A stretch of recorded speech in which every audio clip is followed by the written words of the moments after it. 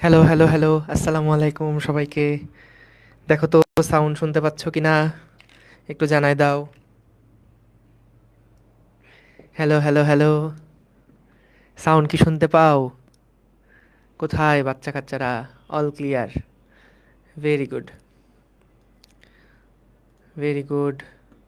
ফেসবুকে আমি এখনো কমেন্ট দেখতে পাচ্ছি না। তারপর বলো, কি অবস্থা তোমাদের? অনেক অনেক বছর পর তোমাদের সাথে দেখা। অনেক অনেক বছর পর তোমাদের সাথে দেখা। মনে হচ্ছে সেই গত বছর তোমাদের সাথে দেখা হয়েছিল। তারপরে আবার চলে আসলাম। দেখি, সাউন্ড টাউন ঠিক আছে তাহলে। All clear. অনেক ক্লিয়ার লাগতেছে তাই না? বলো, অনেক অনেক ক্লিয়ার না? অনেক ক্লিয়ার আছে তো সাউন্ড টাউন্ড? ভাইয়া সাউন্ড বুঝলাম, টাউন্ড কি? বলো। তো সবাই খাতা কলম বের করো। আমি এখানে দেখি।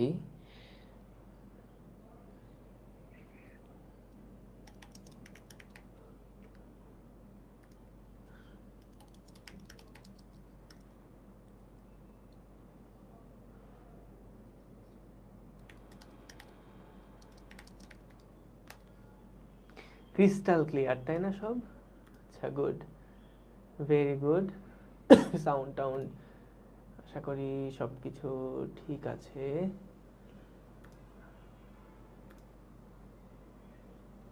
ওকে। হ্যাঁ। আচ্ছা।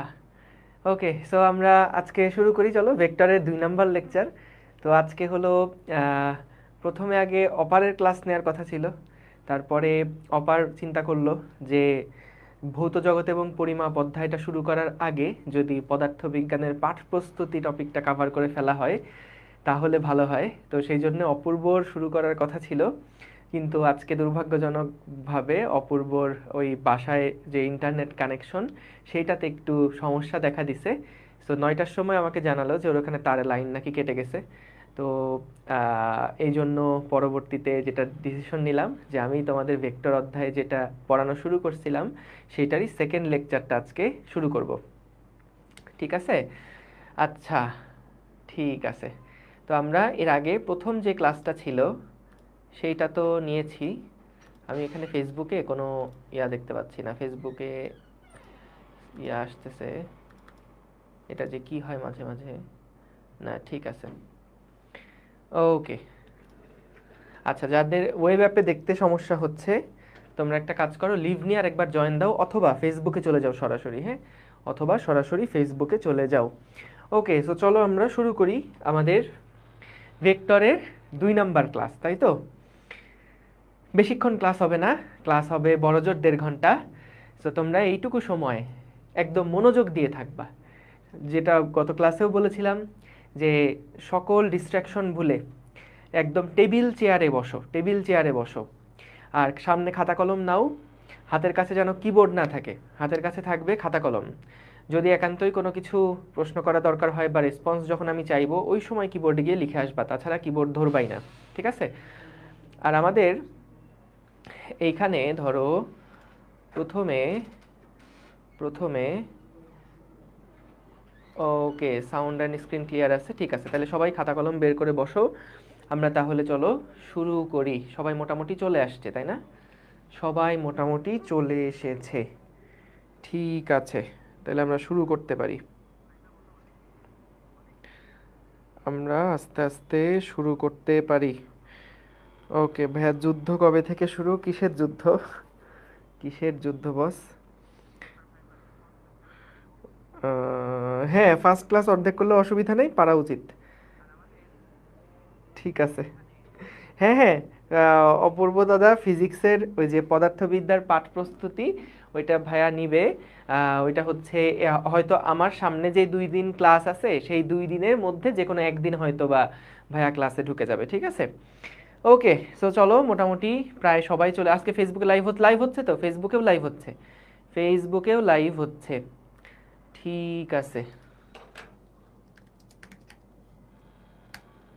হ্যাঁ, ঠিক আছে।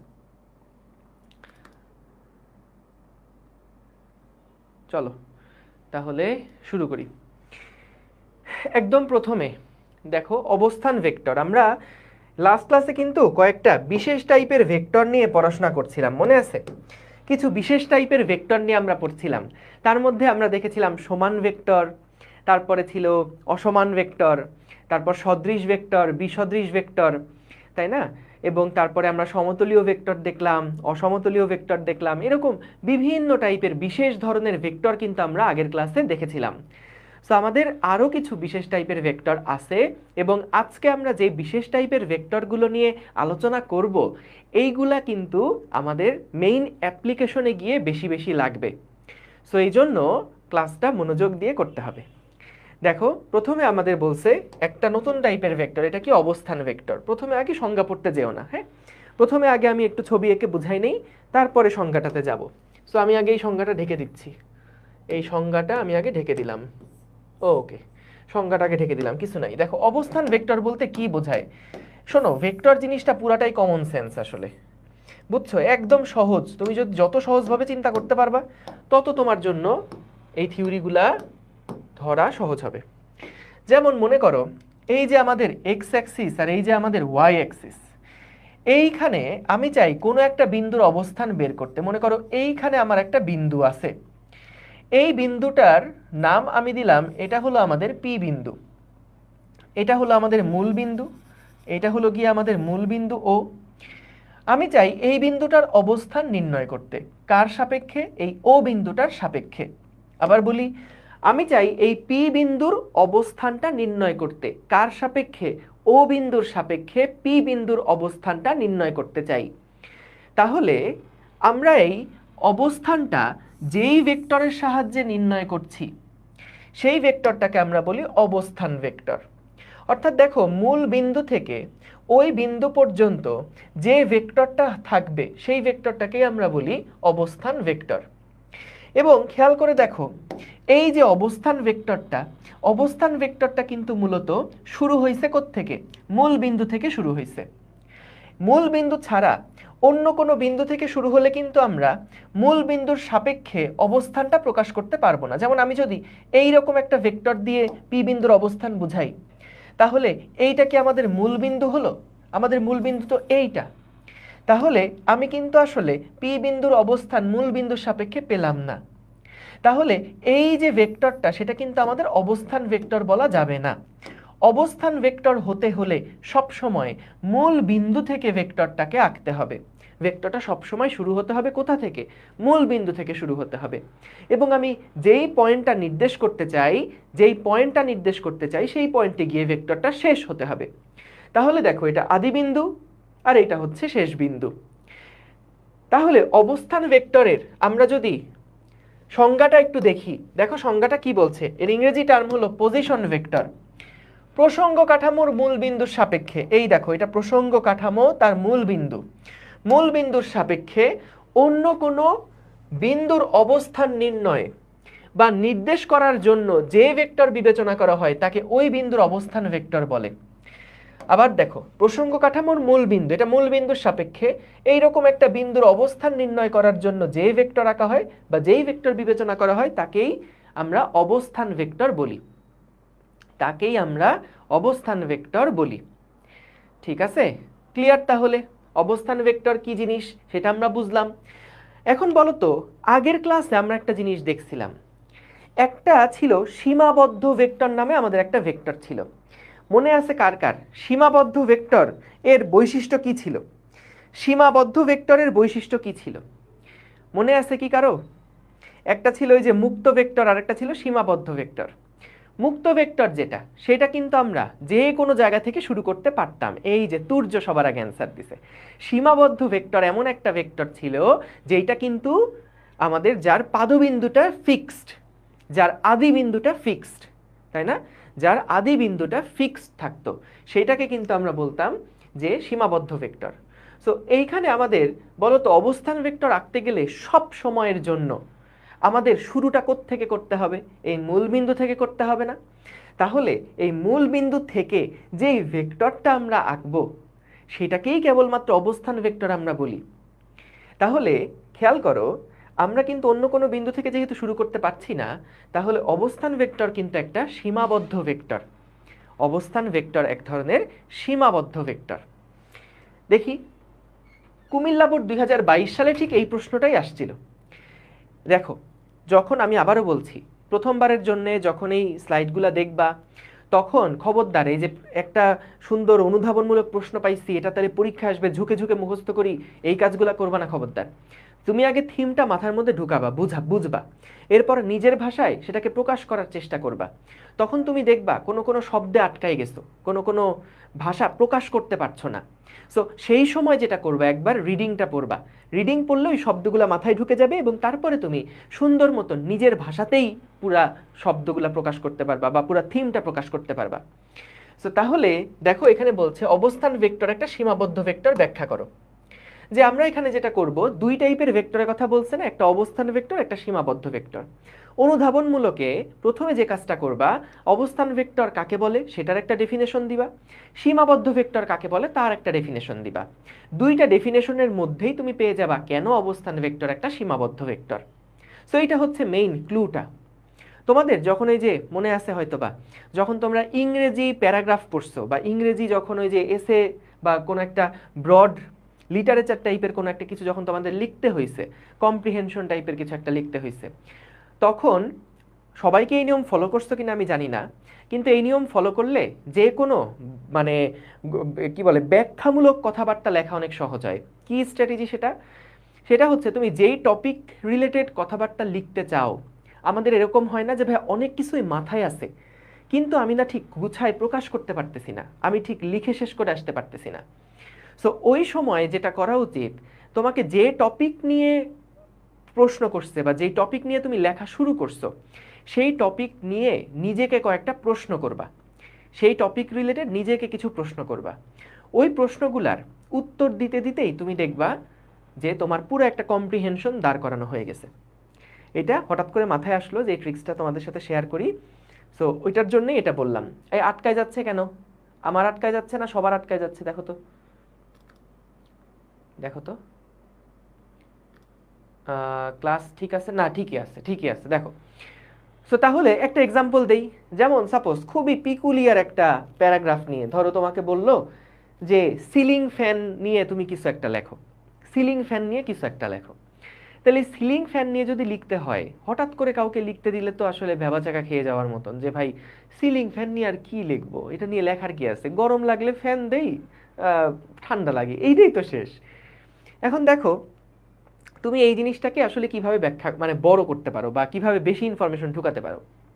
কি করবা, তুমি যত টাইপের ওই যে প্রশ্নমূলক শব্দ জানো, ওই যে 7W1H বলে না, সেই 7W1H কি কি ছিল এর মধ্যে? ওই যে হোয়ার ছিল, হুইচ ছিল, হোয়াই ছিল, কতগুলা ছিল, হাউ ছিল, হোয়েন ছিল।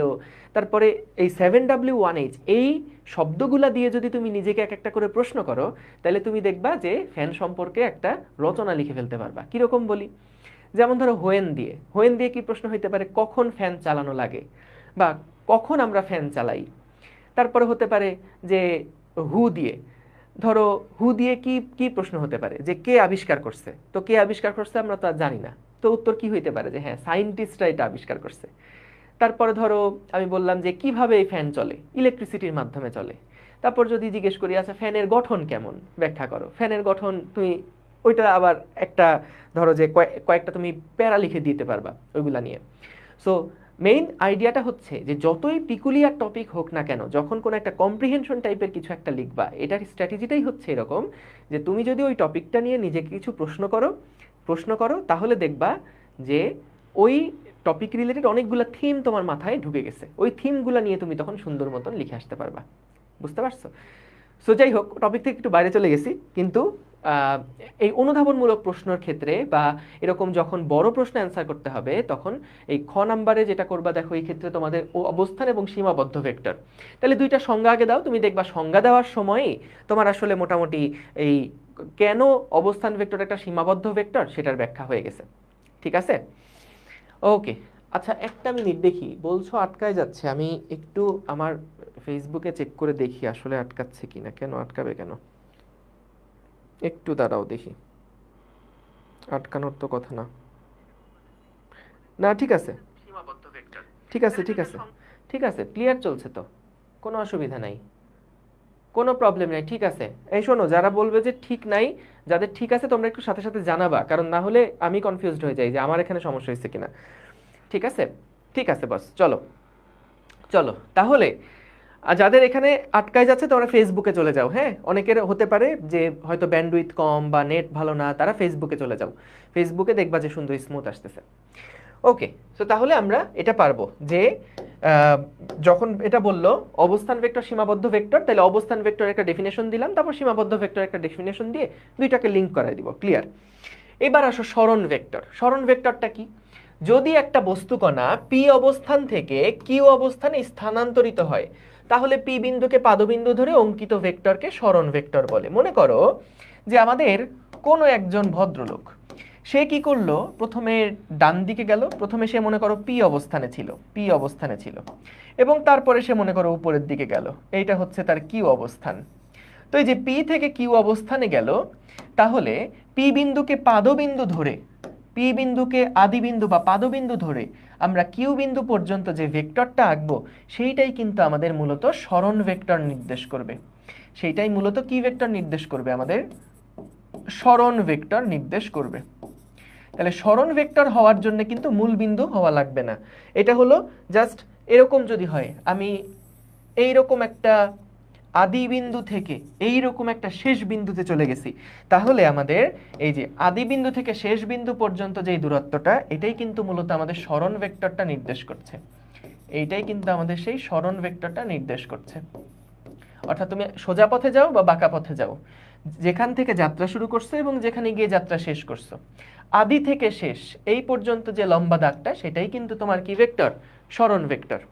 ঠিক আছে, গেল সরণ ভেক্টর। এই সরণ মানে আমরা জানি না আদি থেকে শেষ, তাহলে একটা না বুঝার কি আছে?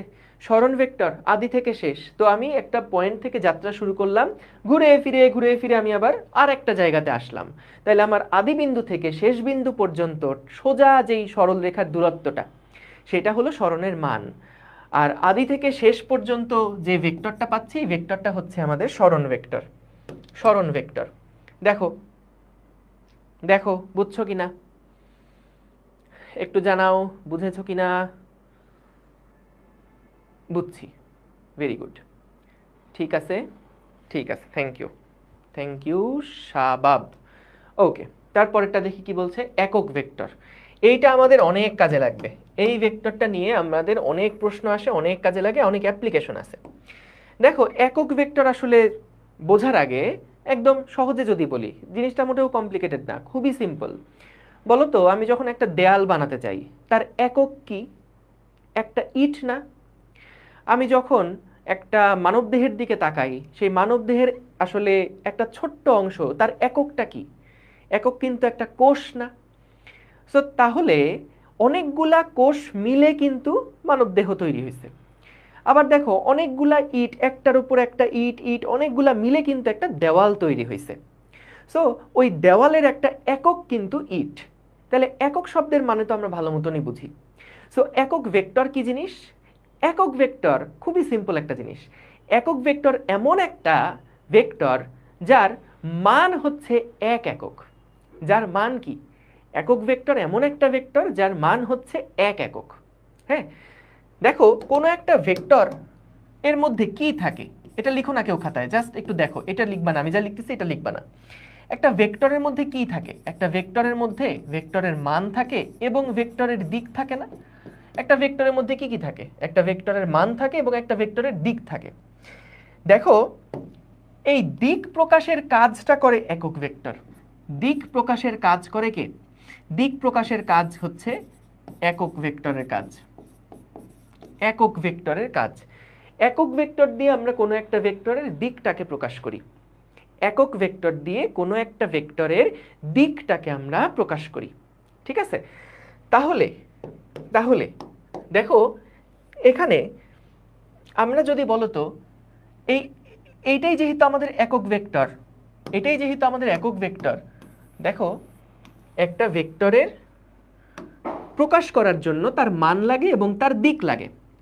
অর্থাৎ দিক যেহেতু আমরা একক ভেক্টর দিয়ে প্রকাশ করি, তার মানে কি মানের সাথে একক ভেক্টর দিয়ে গুণ দিলে কিন্তু আমরা কি পাই, ভেক্টরটা পাই। মানের সাথে একক ভেক্টর দিয়ে গুণ দিলে আমরা সেই ভেক্টরটা পাই। দেখো ভেক্টরের সাথে কি থাকা লাগে, ভেক্টর মানে তার মান থাকতে হয় এবং তার দিক থাকতে হয়। সো দিক বের করার যে কাজটা বা দিক প্রকাশের যে কাজটা, সেই কাজটা করে কে, একক ভেক্টর। তাহলে মানের সাথে একক ভেক্টর গুণ দিলে কিন্তু আমরা ভেক্টরটা পাই। তাহলে আমি যখন সাপোজ একক ভেক্টর বের করতে চাইবো, কোনো একটার একক ভেক্টর বের করতে চাইবো, তখন দেখো তো একক ভেক্টর কিভাবে বের হয়। ভেক্টরকে তার মান দিয়ে যদি ভাগ দিই, একটা ভেক্টরকে তার মান দিয়ে ভাগ দিলে যা পাবো সেইটাই কিন্তু আমাদের একক ভেক্টর। এবার সংজ্ঞাটা একটু পড়ো তো। যে সকল ভেক্টরের মান শূন্য নয়, এরূপ একটা ভেক্টরকে এর মান দ্বারা ভাগ, একটা ভেক্টরকে তার মান দ্বারা ভাগ, এই দেখো একটা ভেক্টরকে তার মান দ্বারা যখন ভাগ করছি, তখন ওই ভেক্টরের দিকে, মানে মূল যে ভেক্টর ছিল সেই ভেক্টরের দিকে বা তার সমান্তরালে, দিক মানে তো সমান্তরাল বলা যায়, ওই দিকে বা সমান্তরালে একটা একক ভেক্টর পাওয়া যাবে। এটা এমন একটা ভেক্টর যার মান কত, যার মান হচ্ছে 1 একক, যার মান হচ্ছে 1 একক। তাহলে আমার সাথে সাথে একটু বলো যে আমরা কি দেখলাম, একক ভেক্টর, একক ভেক্টর এর মূল কাজ কি ভাইয়া, যদি কখনো অবজেক্টিভে আসে একক ভেক্টরের মূল কাজ কি, এর মূল কাজ হচ্ছে দিক নির্দেশ করা। এর মূল কাজ হলো দিক নির্দেশ করা। এর মান কত বলো তো, এর মান হচ্ছে 1 একক, এর মান হচ্ছে 1 একক। এবং একক ভেক্টর আমরা কিভাবে পাবো, কোন ভেক্টরকে তার মান দিয়ে ভাগ করলে আমরা একক ভেক্টর পাবো। বলো এই তিনটা ইনফরমেশন আর জীবনে ভুলবা, এই তিনটা ইনফরমেশন আর ভুলবা, বলো। দেখো তাহলে কোন একটার একক ভেক্টর, একক ভেক্টর কি করে, দিক নির্দেশ করে।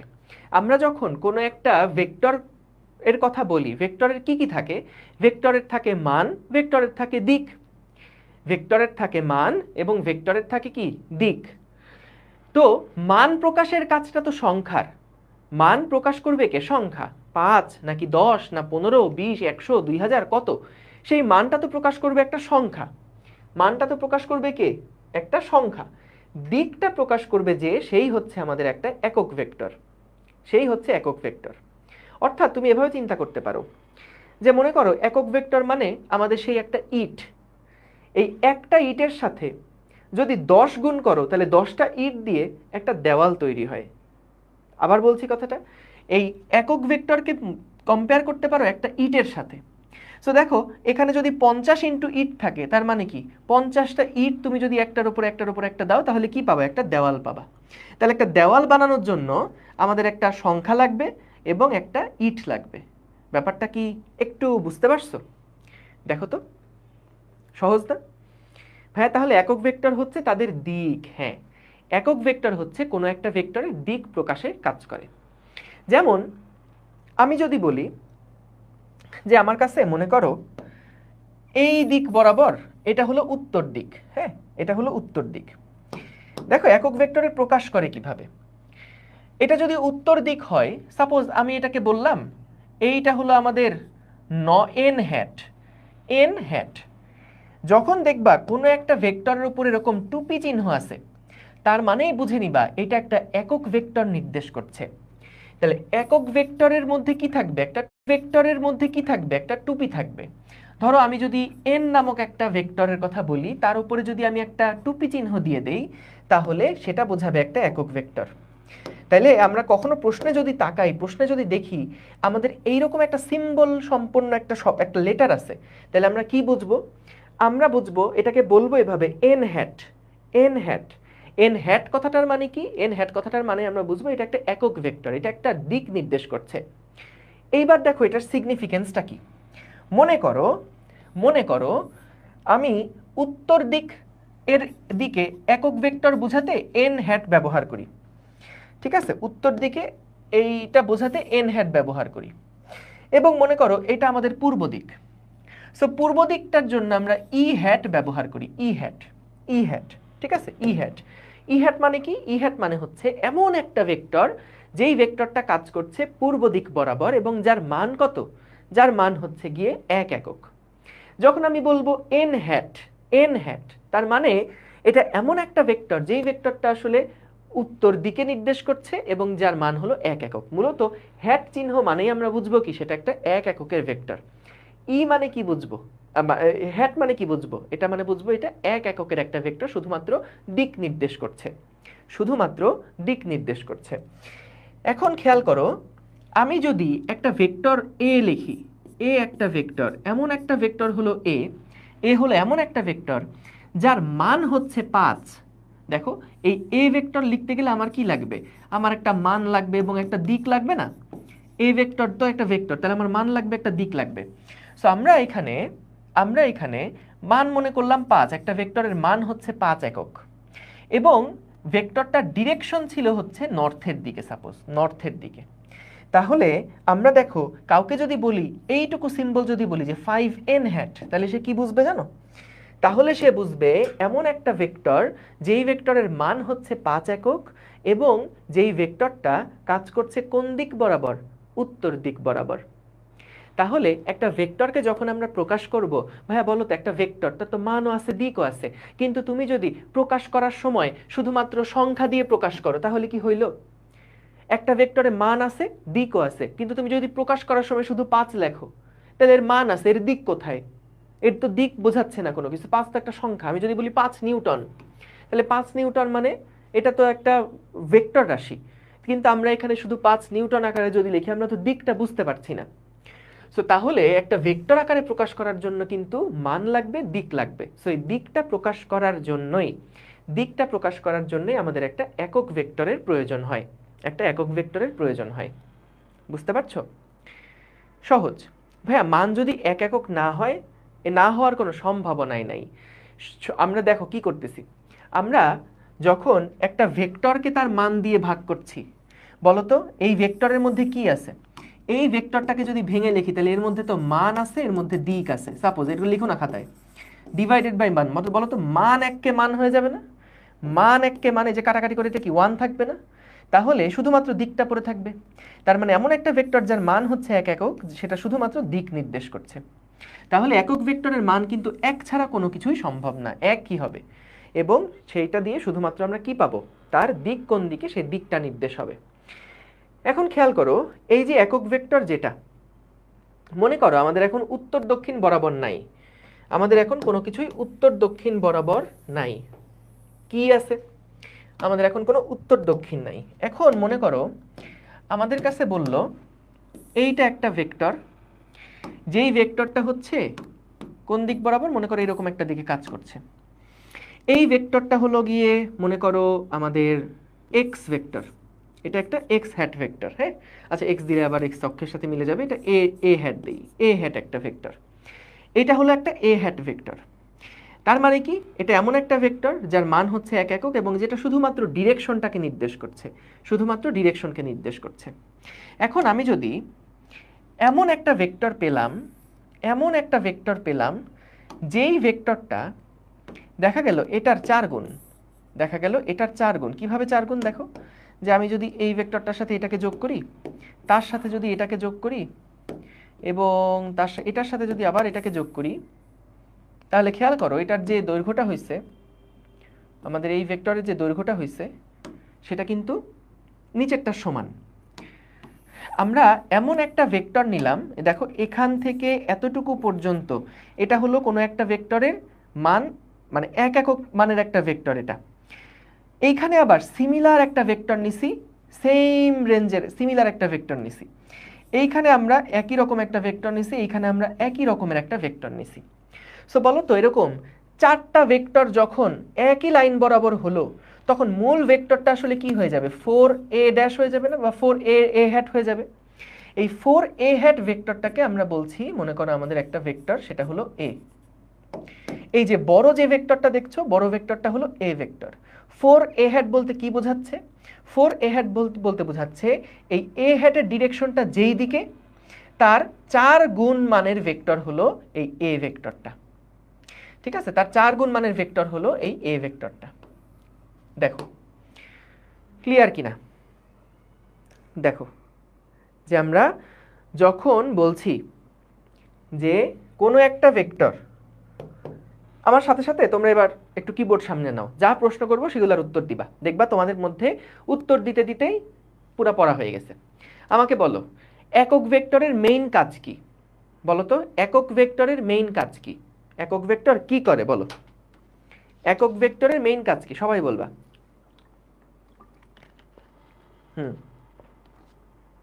একক ভেক্টরের মেইন কাজ হচ্ছে দিক নির্দেশ করা, কোন দিক বরাবর ভেক্টরটা কাজ করছে সেটা নির্দেশ করা। এবার বলো একক ভেক্টরের মান কত? একক ভেক্টরের মান কত? 1 একক। Very good. একক ভেক্টরের মান হচ্ছে 1 একক এবং একক ভেক্টরের কাজ হচ্ছে দিক নির্দেশ করা। জাস্ট এইটুকু বুঝলেই হলো। এবং আরেকটা কথা, একক ভেক্টর যখন প্রকাশ করি এটা দেখে চিনবো কিভাবে কোনটা একক ভেক্টর? কি দেখে চিনবো বলো তো? কি দেখে চিনবো কোনো একটা ভেক্টর যে একক ভেক্টর? ক্যাপ দেখে বা হ্যাট দেখে, মাথার উপরে টুপি দেখে চিনবো এটা হলো একটা একক ভেক্টর। ব্যাস সিম্পল, আর কিচ্ছু বোঝা লাগবে না, এইটুকু বুঝলেই হবে, এইটুকু বুঝলেই হবে। ঠিক আছে? হ্যাঁ, এই চিহ্ন দেখে বুঝবো, এই তো বুঝছোই তো, তাহলে আর সমস্যা কি? আচ্ছা এখন যদি বলি আচ্ছা একক ভেক্টর কিভাবে নির্ণয় করতে হয়? একক ভেক্টর কিভাবে করে আমরা নির্ণয় করি বলো তো? একক ভেক্টর কিভাবে আমরা নির্ণয় করি? কোনো একটা ভেক্টরকে যদি আমরা তার মান দিয়ে ভাগ করি তাহলে আমরা তার একক ভেক্টর পাই। সিম্পল, শেষ তো। একটা ভেক্টরকে যদি আমরা তার মান দিয়ে ভাগ করি তাহলে আমরা কিন্তু একক ভেক্টর পাই। ঠিক আছে? আমি ফেসবুকে কোনো কমেন্ট দেখতে পাচ্তেছি না।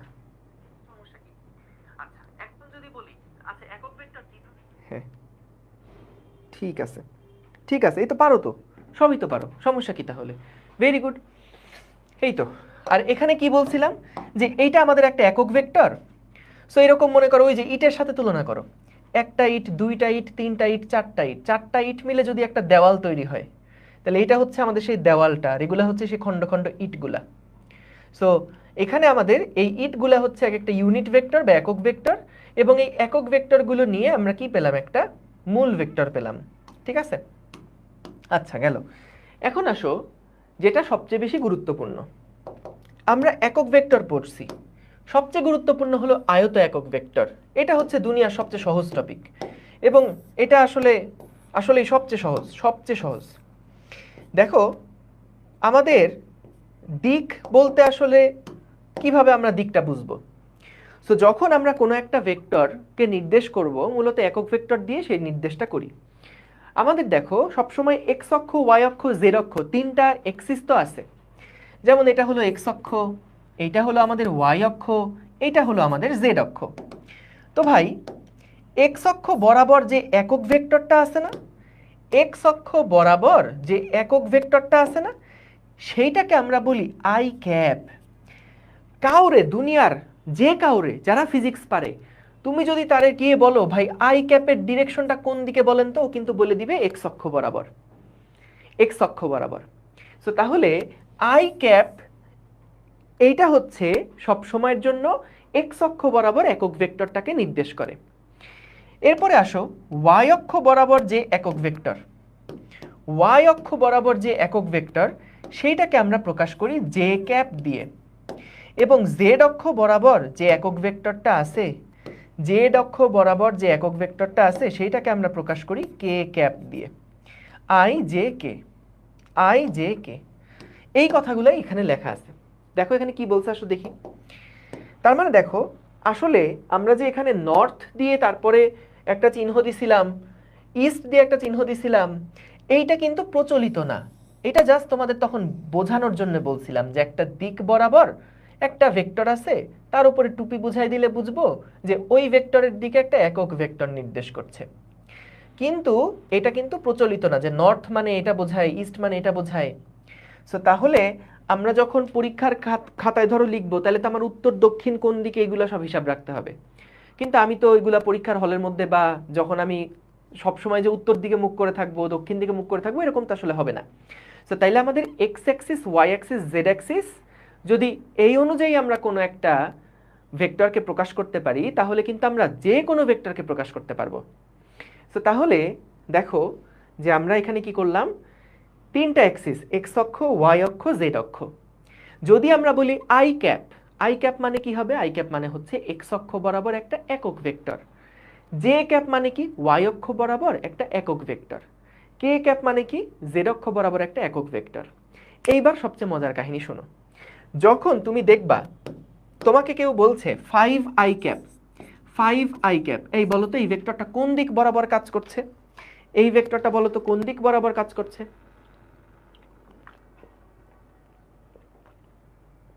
Very good.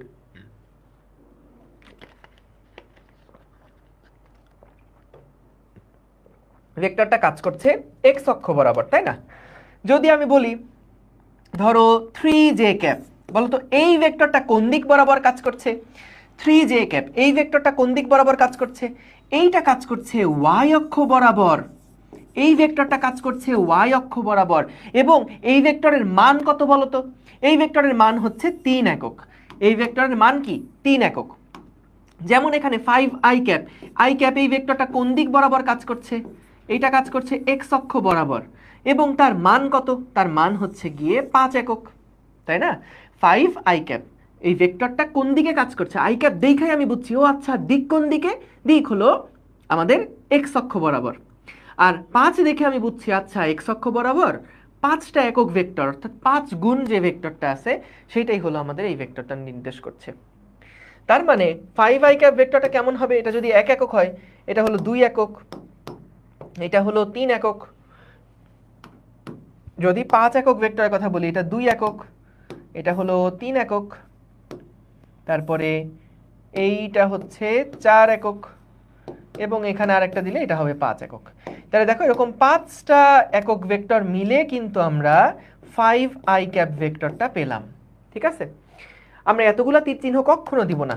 যখন আমরা 5i ক্যাপ একবারে আঁকবো, আমরা তো বুঝেই গেছি দিকটা x অক্ষ বরাবর, তাহলে 5 গুণ দৈর্ঘ্যের একটা ভেক্টরকে জাস্ট একটা অ্যারো চিহ্ন দিয়ে এভাবে করে বুঝাবো, এভাবে করে বুঝাবো। ঠিক আছে? এখানে যেটা হয়েছে, এখানে আমরা এটা একটা i ক্যাপ, এটা আরেকটা i ক্যাপ, এটা আরেকটা i ক্যাপ, এটা আরেকটা i ক্যাপ, এটা আরেকটা i ক্যাপ, 5টা i ক্যাপ যোগ করে আমরা টোটাল 5i ক্যাপটা পাইছি। বুঝতে পারছো? ক্লিয়ার? সহজ জিনিস, একদম সহজ জিনিস। তাহলে আয়ত একক ভেক্টর কি সেইটা আমরা বুঝে গেলাম। এখন আসো আরেকটা মজার জিনিস দেখে নেই। মনে করো ভাইয়া যে আমাদের তো ভাইয়া সব ভেক্টর যে x অক্ষ আর y অক্ষ বরাবর থাকবে এমন তো হবে না। তো মনে করেন আমাদের কোনো একটা ভেক্টর ছিল x অক্ষ বরাবর 3 একক, 3i ক্যাপ। মনে করেন কোনো একজন ভদ্রলোক, সে কি করলো? সে হচ্ছে এই মূল বিন্দু থেকে রওনা দিল, রওনা দিয়ে x অক্ষ বরাবর 3 কিলোমিটার দূরত্ব গেল, 3 মিটার দূরত্ব গেল। তারপরে সে কি করলো? y অক্ষ বরাবর 4 মিটার দূরত্ব গেল, y অক্ষ বরাবর সে 4 মিটার দূরত্বে গেল, 4 মিটার দূরত্বে গেল 4j ক্যাপ। তাহলে ভাইয়া আপনি যদি সরণ বের করতে চান, সরণ ভেক্টর কোনটা হবে বলো তো? সরণ হবে এই আদি থেকে শেষ। সরণ হবে কোনটা? সরণ হবে এই আদি থেকে শেষ, এইটা হবে সরণ। তাহলে এই সরণ ভেক্টরটা আমি প্রকাশ করব কিভাবে? এই সরণ যে আদি থেকে শেষ হয়েছে, এইটা আমি কিভাবে করে প্রকাশ করবো? এটা কিন্তু সরণ ভেক্টরে বলা যাবে, আবার অবস্থান ভেক্টরে বলা যাবে, কারণ কোত্থেকে শুরু হয়েছে? মূল বিন্দু থেকে শুরু হয়েছে। এটা কার অবস্থান ভেক্টর? এই বিন্দুর নাম যদি দিই পি, তাহলে পি বিন্দুর অবস্থান ভেক্টর হচ্ছে এই সবুজটা। অথবা সরণ ভেক্টরে বলতে পারি, কারণ যাত্রা শুরু করছে এখান থেকে, শেষ করছে এখানে। এখন দেখো এই সরণ ভেক্টরটা আমরা কিভাবে পাইছি বলো তো? এই সরণ ভেক্টরটা আমরা কিভাবে পাইছি? আমরা সরণ ভেক্টরটা পাওয়ার জন্য প্রথমে x অক্ষ বরাবর 3 একক গেছিলাম, এবং এখানে গিয়ে কি থেমে থাকলে আমরা সরণ ভেক্টর পাইছি না। তারপরে y অক্ষ বরাবর 4 একক গেছিলাম, তাহলে 3i এর সাথে আমরা যোগ করে দিব 4j ক্যাপ, 4j ক্যাপ। এই যে ভেক্টরটা আমরা লিখলাম না ভাইয়া, এই যে ভেক্টরটা আমরা লিখলাম না, এই ভেক্টরটাই হচ্ছে আমাদের, এটা যদি ও বিন্দু হয় তাহলে এটা হলো ওপি ভেক্টর, তাহলে এটাই হলো ওপি ভেক্টরের প্রকাশ, এটা হলো ওপি ভেক্টরের প্রকাশ। দেখো দেখো কি হলো, একদম সহজ, একেবারে সহজ। আমরা যখন 3i ক্যাপ বললাম তার মানে কি? ধরো আমি তোমাকে বললাম যে তুমি একজন লোক x অক্ষ বরাবর 3 মিটার দূরত্ব গেল, এবং তারপরে সে y অক্ষ বরাবর 4 মিটার দূরত্বে গেল। এটাকে তুমি একটা ভেক্টরের সাহায্যে তার সরণটা বের করে দেখাও তো। তুমি যখন ছবি আঁকলা, ছবি এঁকে দেখলা যে আচ্ছা x অক্ষ বরাবর 3 ঘর গেছে, y অক্ষ বরাবর 4 ঘর গেছে, তাহলে x অক্ষ বরাবর 3 ঘর যাওয়া মানে কি? এটা হলো 3i দূরত্ব গেছে। y অক্ষ বরাবর 4 ঘর যাওয়া মানে কি? এটা হলো 4। আমি যদি শুধু 4 লিখতাম, আচ্ছা আমি যদি শুধু 4 লিখতাম, তাহলে কি কাউকে যদি গিয়ে বলতাম যে সে 4 দূরত্ব গেছে, তাহলে কি সে বুঝতে পারতো যে 4 আসলে কোন দিকে? 4 কি এই দিকে? 4 কি আসলে এই দিকে, এই দিকে, এই দিকে, না কোন দিকে 4? এটা কিন্তু বোঝা যেত না। কিন্তু যেই মাত্র আমি 4 এর সাথে যে যোগ করে দিছি, তার মানে কিন্তু সবাই বুঝে গেছে, আচ্ছা তার মানে এই লোকটা তারপরে প্রথমে 3i দূরত্ব গেছে, অর্থাৎ x অক্ষ বরাবর 3 একক গেছে, এবং তারপরে সে y অক্ষ বরাবর 4 ঘর দূরত্ব গেছে। তাহলে তার আদি থেকে শেষ যেই ভেক্টরটা হবে, সেই ভেক্টরটা আমরা প্রকাশ করব কিভাবে? দেখো, এই ভেক্টরটা আমরা পেয়েছি কিভাবে? এই ভেক্টরটা আমরা পেয়েছি কিভাবে? এই ভেক্টরটা পাওয়ার জন্য প্রথমে আমাদের 3i যাওয়া লাগছে, এবং তারপরে আমাদের 4j যাওয়া লাগছে। তাহলে এটাই আমাদের ওপি ভেক্টর। ঠিক আছে, এটাই হলো আমাদের ওপি ভেক্টর। প্রথমে কি করছি? 3i গেছি, এখানে গিয়ে কি থেমেছিলাম? না। এরপর আমরা 4j গেছি। তাহলে 3i প্লাস 4j, এই দুইটা যোগ করলেই আমরা কিন্তু সরণ ভেক্টরটা পেয়েছি। তাহলে ওপি ভেক্টরকে এভাবে করে প্রকাশ করা হয়। হ্যাঁ, এটা হলো ভেক্টর পদ্ধতিতে প্রকাশ। ওপি এর মান কত বলো তো? ওপি এর মান কত?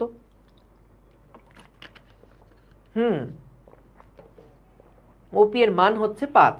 এটা দেখেই বোঝা যায়, ফেলা যায়, পিথাগোরাস থেকে বলে ফেলা যায়। আমরা এখান থেকেও কিন্তু মানটা বের করতে পারি। সো এই মানগুলো আমরা সামনে বের করব, চিন্তা করো না। এটা তো তোমরা দেখেই বুঝে গেছো, 3i cap plus 4j cap যদি হয়, তাহলে এইখানে ওপি ভেক্টরের মান হচ্ছে 5 একক।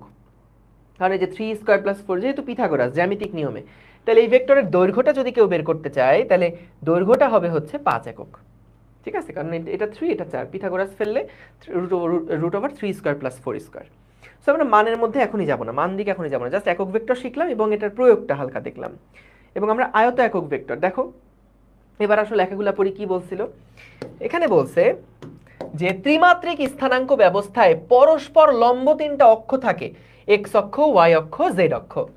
এক্স অক্ষের দিকে বিভিন্ন ভেক্টর প্রকাশ করার জন্য সুনির্দিষ্ট একটা আই ব্যবহার করা হয়। এই দেখো কি বললাম, এক্স অক্ষের দিকে একক ভেক্টরের জন্য আই ব্যবহার করা হয়, জেড এবং কে যথাক্রমে ওয়াই এবং জেড অক্ষের দিকে একক ভেক্টর বোঝাতে ব্যবহার করা হয়। এবং এই আই জে কে এটাকে আমরা বলি আয়ত একক ভেক্টর। ঠিক আছে, এটাকে আয়ত একক ভেক্টর বলে, এটাকে আয়ত একক ভেক্টর বলে। আচ্ছা বলো তো, যদি আমরা জানতে চাই এই ওপি ভেক্টরের দিকে একটা একক ভেক্টর কোনটা, ওপি ভেক্টরের দিকে একক ভেক্টর কি হবে, তাহলে আমরা কিভাবে লিখব? আমরা ওপি ভেক্টরের দিকে একক ভেক্টর বলতে যেটা বুঝবো যে ওপি হ্যাট, এই ওপি হ্যাট সমান সমান কি হবে? উপরে হবে ওপি ভেক্টরটা, আর নিচে হবে ওপি ভেক্টরের মানটা, নিচে হবে ওপি ভেক্টরের মানটা। সো মান প্রকাশ করার জন্য আমরা দুই পাশে মডুলাস সাইন বসাই। মান প্রকাশ করার জন্য দুই পাশে আমরা কি সাইন দেই? মডুলাস সাইন দেই। দেখো মান বোঝাচ্ছে।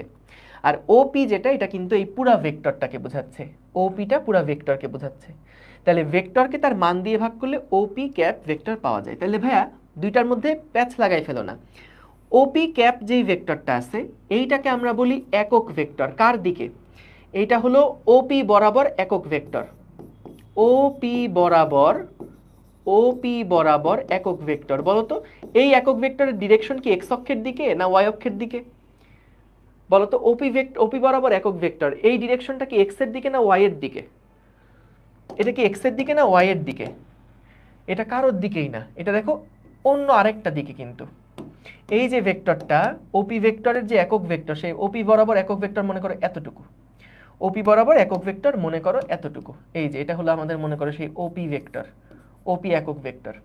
তাহলে ওপি ভেক্টর যেটা, সেটার ডিরেকশন কিন্তু এক্স এর দিকেও না ওয়াই এর দিকেও না। এইটা একটা ভেক্টরের একক ভেক্টর, যে এটা মূল যে ভেক্টর ছিল তার একক ভেক্টর হচ্ছে ওপি হ্যাট। এটা আমরা কিভাবে পাইছি? ওপি কে আমরা মান দিয়ে ভাগ করে পাইছি। তো ওপি মানে কোনটা? ওপি মানে হচ্ছে 3i cap plus 4j cap. এইটাকে আমরা ভাগ দিব ওপি এর মান দিয়ে। তো এখানে তো তোমরা দেখেই বলে ফেলছো না যে ওপি এর মান কত? 5। 5টা কিভাবে বের করছো?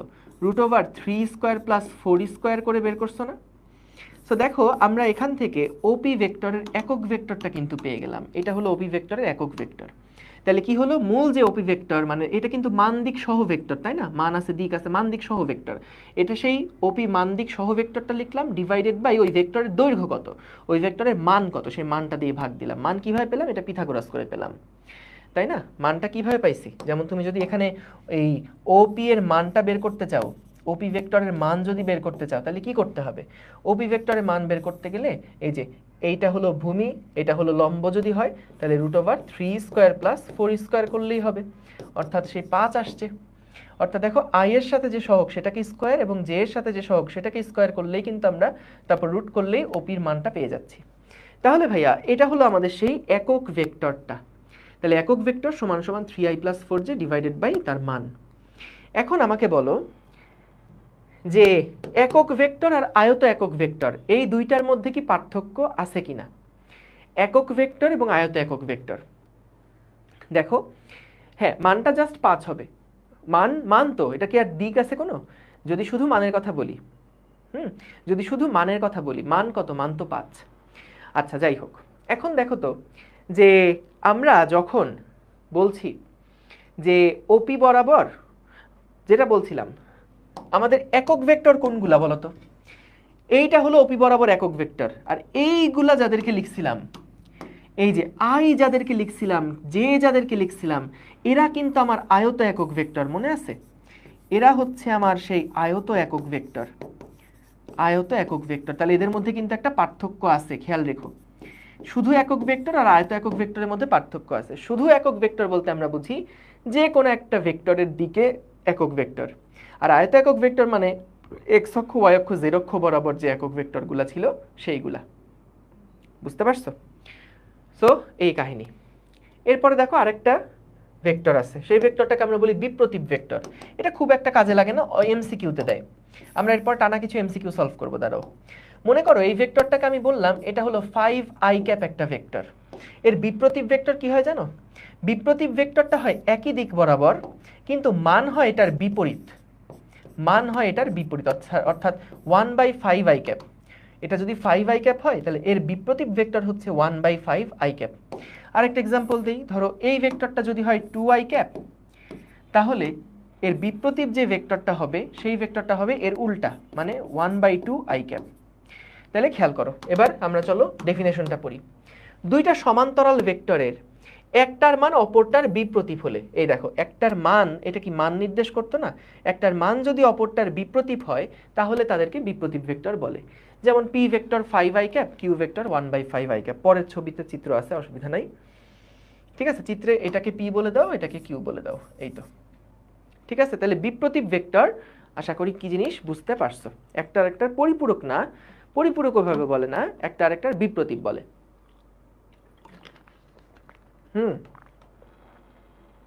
এবার দেখো কি বলছে, একটা বিপ্রতীপ ভেক্টরকে সমরেখ ভেক্টর বলা যাবে কিনা?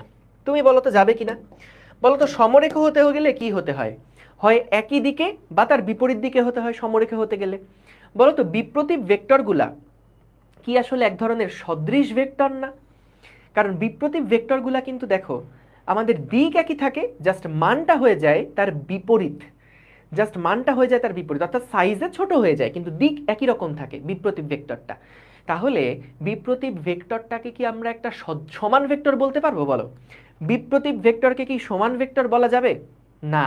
এই তো ভেরি গুড, বিপ্রতীপ ভেক্টরগুলোকে সমান ভেক্টর বলতে পারবো না। আচ্ছা, বিপ্রতীপ ভেক্টরকে কি আমরা সদৃশ ভেক্টর বলতে পারবো? সদৃশ বলতে পারবো, সদৃশ সিমিলার ভেক্টর বলতে পারবো, ঠিক আছে। আবার সমরেখও বলা যাবে। কারণ সমরেখ বলা যাবে, কারণ সমরেখ মানে তো হয় একই দিকে না হলে বিপরীত দিকে। সো বিপ্রতীপ ভেক্টর যেগুলা, সেগুলা যেহেতু একই দিক বরাবর কাজ করে তাহলে অবশ্যই এদেরকে সমরেখ বলা যাবে, কোনো অসুবিধা নাই। তো এখানে কিভাবে ভাষায় লিখবা সেই ভাষাটা লেখা আছে, নিজেরা একবার রিডিং করে নিবা। এরপর কি বললো দেখো, আয়ত একক ভেক্টরের দিক নির্দিষ্ট হলেও একক ভেক্টরের দিক নির্দিষ্ট নয়। কারণ কি, আয়ত একক ভেক্টরের দিক নির্দিষ্ট। কেউ যদি আমারে বলে আচ্ছা আয়ত একক ভেক্টরের দিকগুলো বলো তো, আমি কিন্তু বলতে পারবো এক্স অক্ষ, ওয়াই অক্ষ, জেড অক্ষ। কিন্তু যদি আমাকে কেউ বলে আচ্ছা এ নামক একটা ভেক্টর আছে, এই এ ভেক্টরের একক ভেক্টর কোন দিকে হবে আমাকে বলো তো, তাইলে কিন্তু আমি আর বলতে পারবো না।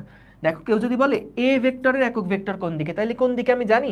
আমি যদি এ ভেক্টর কাকে বলে, কোনটা এ ভেক্টর সেটা যদি না জানি তাহলে তার একক ভেক্টর কিভাবে বের করব? আমি যদি না জানি এ ভেক্টর কোন দিকে কাজ করছে তাহলে তার একক ভেক্টর কিভাবে আমি এটা ফাইন্ড আউট করব? এটা তো পারবো না। সো কিন্তু আমি কিন্তু জানি যে একক ভেক্টর, যে আয়ত একক ভেক্টর যেটা আই জে কে, তাদের দিক কিন্তু ভাইয়া নির্দিষ্ট, তাই না? একক ভেক্টর কি 2 ডাইমেনশনে হয় না, 3 ডাইমেনশনেও হতে পারে। কেন 3 ডাইমেনশনে হতে পারে না? আসবো, একদম ছবি দেখায় ক্লিয়ার করবো, অসুবিধা নেই। সো দেখো এখানে যেটা বললো যে আয়ত একক ভেক্টরের দিক নির্দিষ্ট হলেও একক ভেক্টরের দিক নির্দিষ্ট নয়। এগুলা সব নোটে লিখে রেখো। আয়ত একক ভেক্টরের দিক নির্দিষ্ট হলেও একক ভেক্টরের দিক নির্দিষ্ট নয়। কারণ কি, আয়ত একক ভেক্টর হচ্ছে এক্স ওয়াই জেড এর দিকে নির্দেশ করে, কিন্তু একক ভেক্টর এর কোনো নির্দিষ্ট দিক নাই। মূল ভেক্টর যেদিকে কাজ করবে সেই দিক বরাবর একক ভেক্টর কাজ করবে। সো মূল ভেক্টরের দিক তার নির্দিষ্ট না, কিন্তু এক্স অক্ষ ওয়াই অক্ষ জেড অক্ষের দিক তো নির্দিষ্ট। ঠিক আছে, ওকে। দিক বিপরীত হতে পারে না, বিপ্রতীপ ভেক্টরের দিক না, দিক বিপ্রতীপ হতে পারে না, জাস্ট মানটা 1/5 হয়ে যাবে। ঠিক আছে, দুটি সমান্তরাল ভেক্টরের একটির মান অপরটির বিপ্রতীপ হলে তাকে বিপ্রতীপ ভেক্টর বলে। না, এটা আসলে হইতেও পারে। দেখো, যেহেতু সংজ্ঞার মধ্যে আছে কি সমান্তরাল ভেক্টর, তো সমান্তরাল ভেক্টর মানে কিন্তু তারা কি হতে পারে, সমান্তরাল ভেক্টর মানে কিন্তু তারা আমাদের 0 ডিগ্রি হতে পারে অথবা 180 ডিগ্রিও হতে পারে। দেখো এই টার্মগুলা আসলে একেবারে যে পুরা সবাই একইভাবে এটাকে মানে, বিষয়গুলো এরকম হয় না। বিপ্রতীপ ভেক্টর বলতে আমরা যেটা বুঝি যে একটা ভেক্টর আছে আর একটা ভেক্টরের মান তার ঠিক বিপরীত, তার ঠিক বিপরীত। সো এটা নর্মালি একই দিক বরাবর বোঝানো হয়, কিন্তু যেহেতু সমান্তরাল ভেক্টর তাহলে একই দিকেও হতে পারে অথবা তার বিপরীত দিকেও কিন্তু হতে পারে, যেহেতু দুইটা সমান্তরাল ভেক্টরের কথা সংজ্ঞায় আছে। এবং সমান্তরাল মানে আমরা জানি 0ও হতে পারে 180ও হতে পারে। ওকে, গেল। এবার আসো কয়েকটা এমসিকিউ আমরা চলো সলভ করে ফেলি। আগের দিন 2টা এমসিকিউ দেখছিলাম, এবার টানা কিছু এমসিকিউ প্রবলেম সলভ করে ফেলবো। বলো দেখি, কোন ভেক্টরের পাদবিন্দু যদি ইচ্ছা মতো স্থানান্তর করতে না দেওয়া হয় তাহলে সেটা কোন ভেক্টর? গুড, সি, সেটা হলো সীমাবদ্ধ ভেক্টর। এক্সিলেন্ট, ভেরি গুড, সীমাবদ্ধ ভেক্টর আমরা পারি। বরিশাল বোর্ড 2023 সালে আসা। পরেরটা দেখো তো কি হবে। একই দিকে ক্রিয়াশীল সমজাতীয় কিন্তু অসমমানের দুইটা ভেক্টরকে কি ভেক্টর বলে? দিনাজপুর বোর্ড 2023। বলো।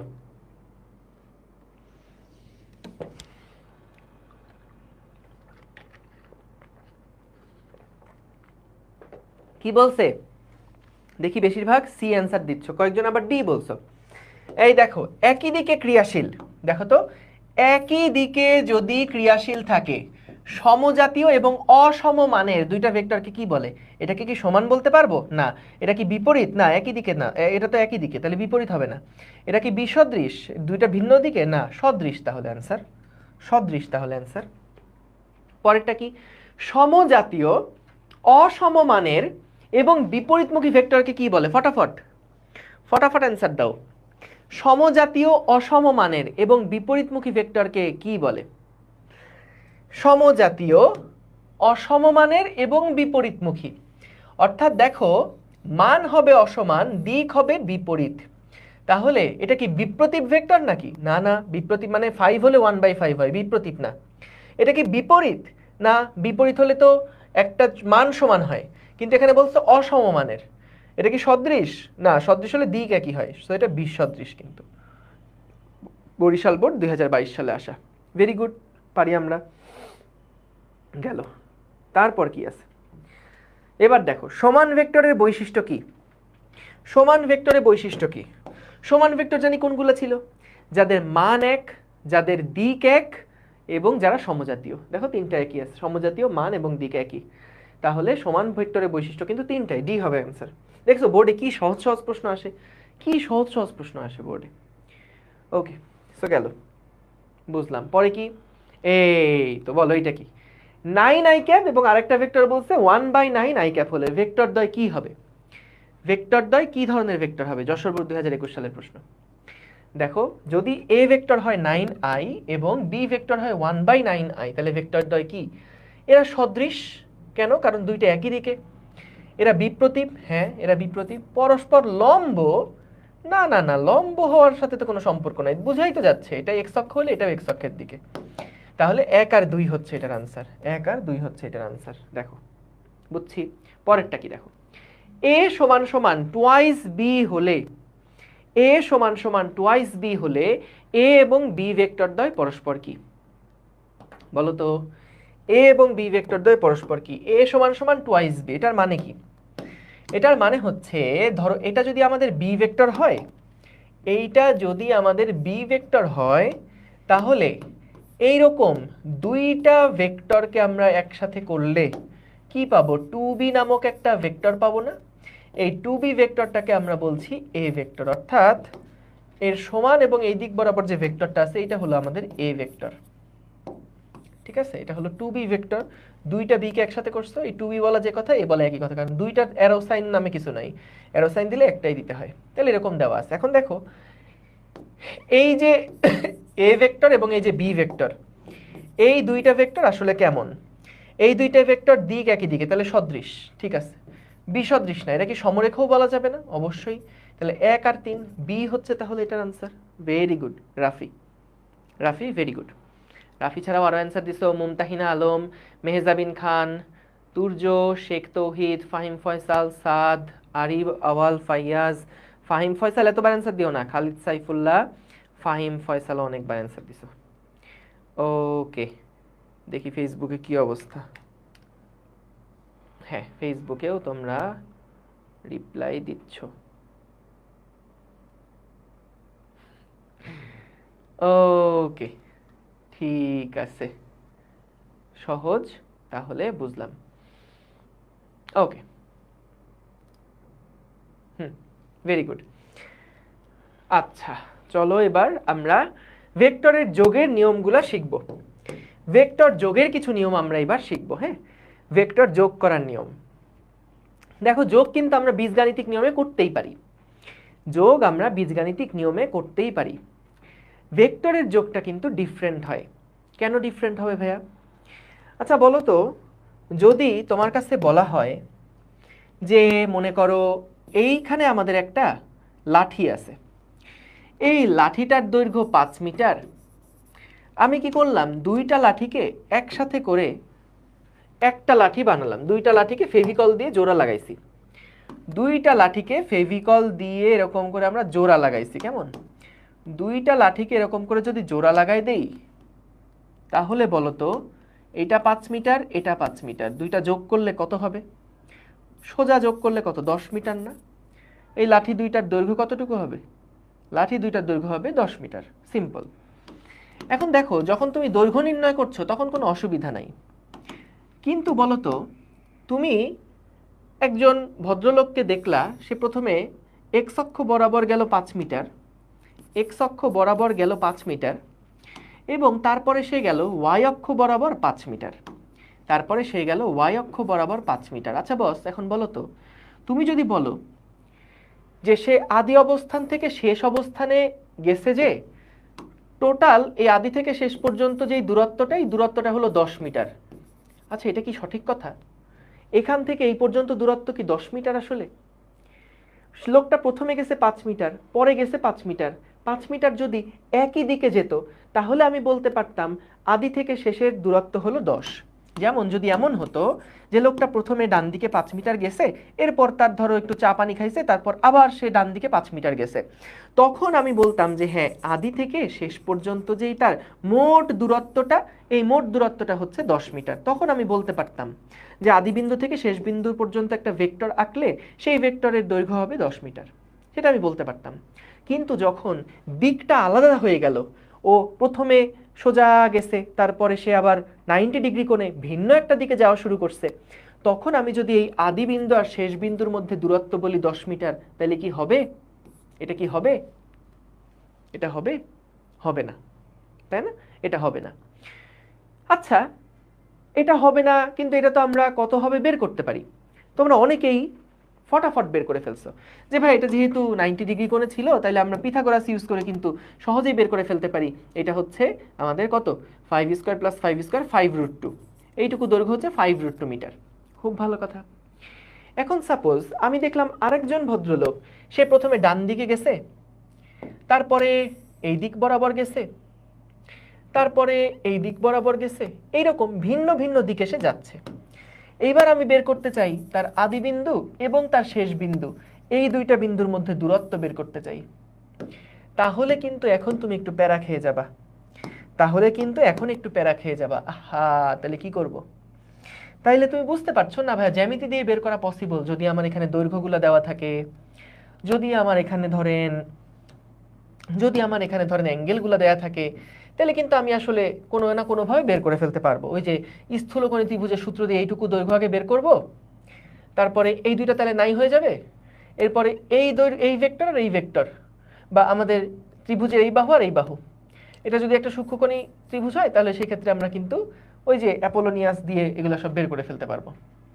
তাহলে দেখো আমার এখানে এত কিছু বলার মেইন উদ্দেশ্যটা ছিল, যেমন স্কেলারের ক্ষেত্রে আমরা সোজা সংখ্যাগুলোকে যোগ করে দিতে পারি, স্কেলারের ক্ষেত্রে যেমন সোজা সংখ্যাগুলোকে যোগ করে দিতে পারি, যে আমাদের একটা বস্তার মধ্যে 5 কেজি চাল ছিল, আবার 2 কেজি চাল ভরলাম, 5 আর 2 7, আরো 3 কেজি চাল ভরলাম, 7 আর 3 10 কেজি চাল, সোজা বীজগাণিতিক সংখ্যাগুলোকে যোগ করে দিয়ে আমরা রেজাল্ট বের করে ফেলতে পারি বা যোগফল বের করে ফেলতে পারি। কিন্তু ভাইয়া ভেক্টরের যোগফলটা কিন্তু এরকম বীজগাণিতিক নিয়মে হবে না।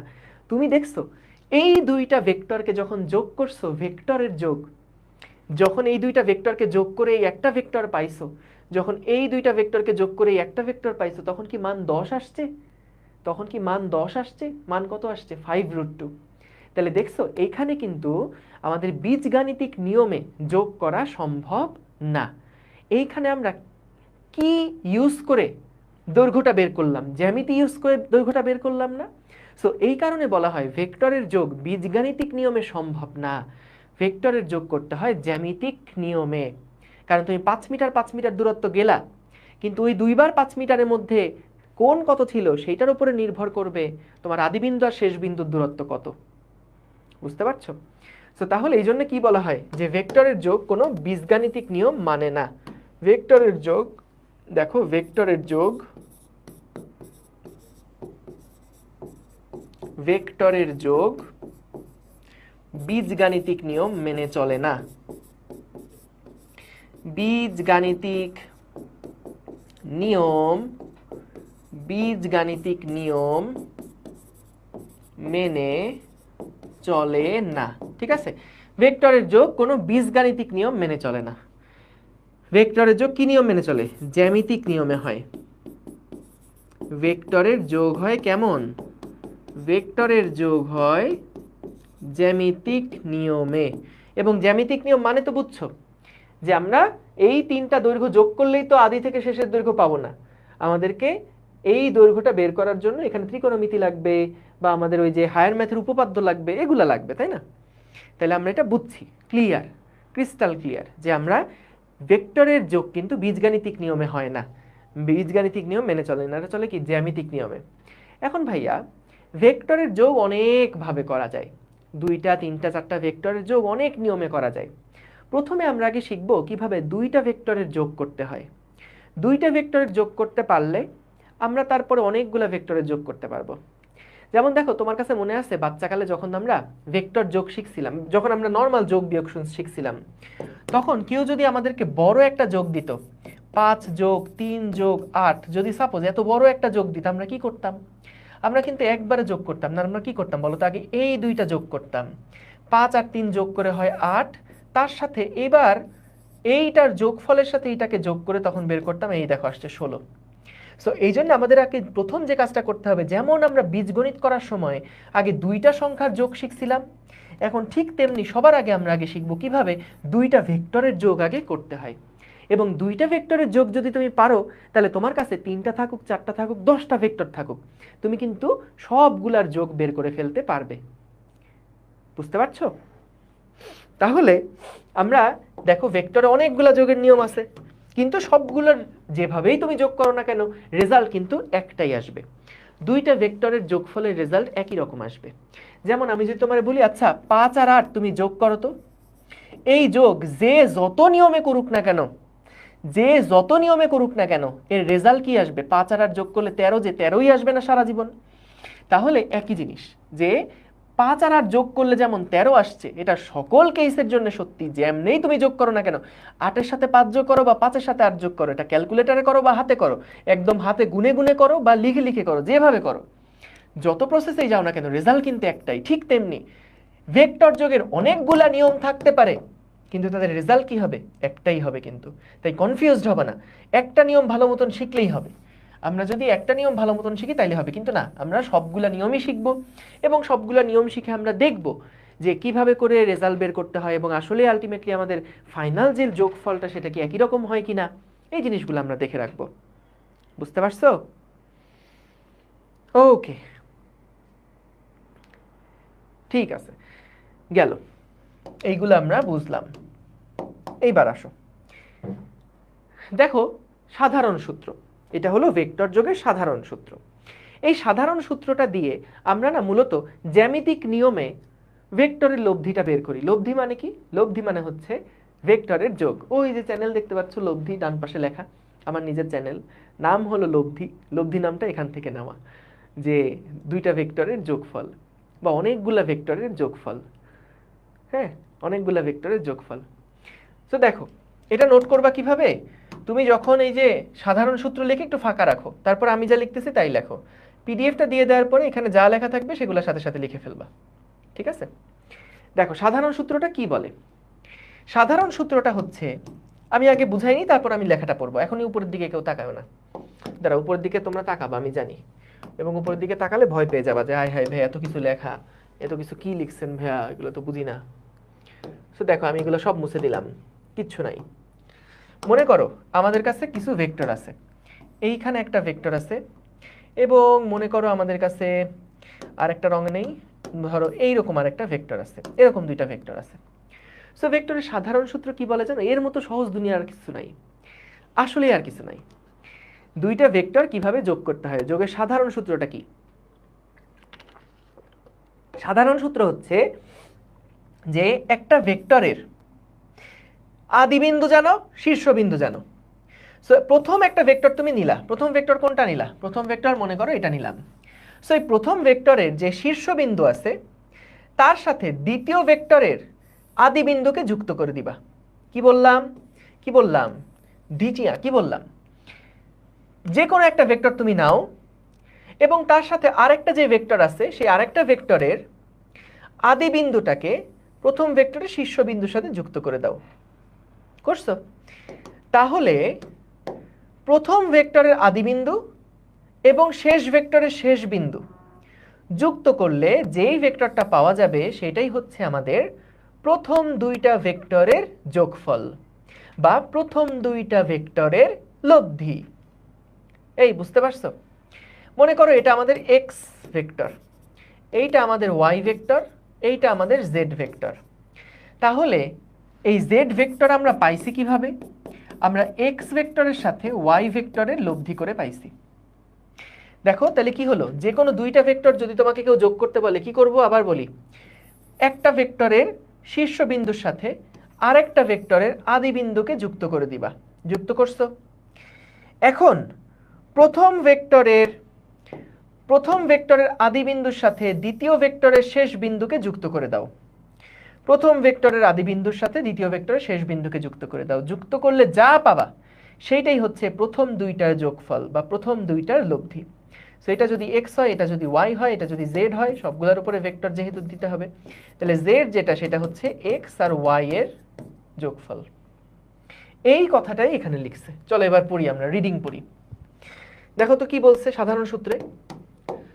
একই প্রকার দুইটা ভেক্টরের, একই প্রকার দুইটা হইতে হবে, কারণ তুমি কখনোই কিন্তু 1 কেজি চালের সাথে 2 লিটার পানি দিয়ে বলতে পারো না যে মোট কত কেজি চাল আছে বা মোট কত কেজি হলো, তাই না? মানে এখানে বিষয়টা হচ্ছে যোগ করতে হলে দুইটা সমান সমান রাশি নিয়ে যোগ করতে হবে।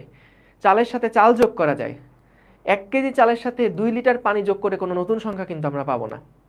ঠিক তেমনি এটা যদি হয় বেগের ভেক্টর, এটা যদি হয় বলের ভেক্টর, তাইলে কিন্তু হবে না। আমাকে দুইটা একই রকম ভেক্টর যোগ করতে হবে। তাহলে দেখো কি বলছে, একই রকমের দুইটা ভেক্টর মানে একই জাতীয় দুইটা ভেক্টর, বা দুইটা বেগ হলে বেগ, সরণ হলে সরণ, তারপরে ইয়া হলে কি বলে, বল হলে বল, একই রকম হতে হবে।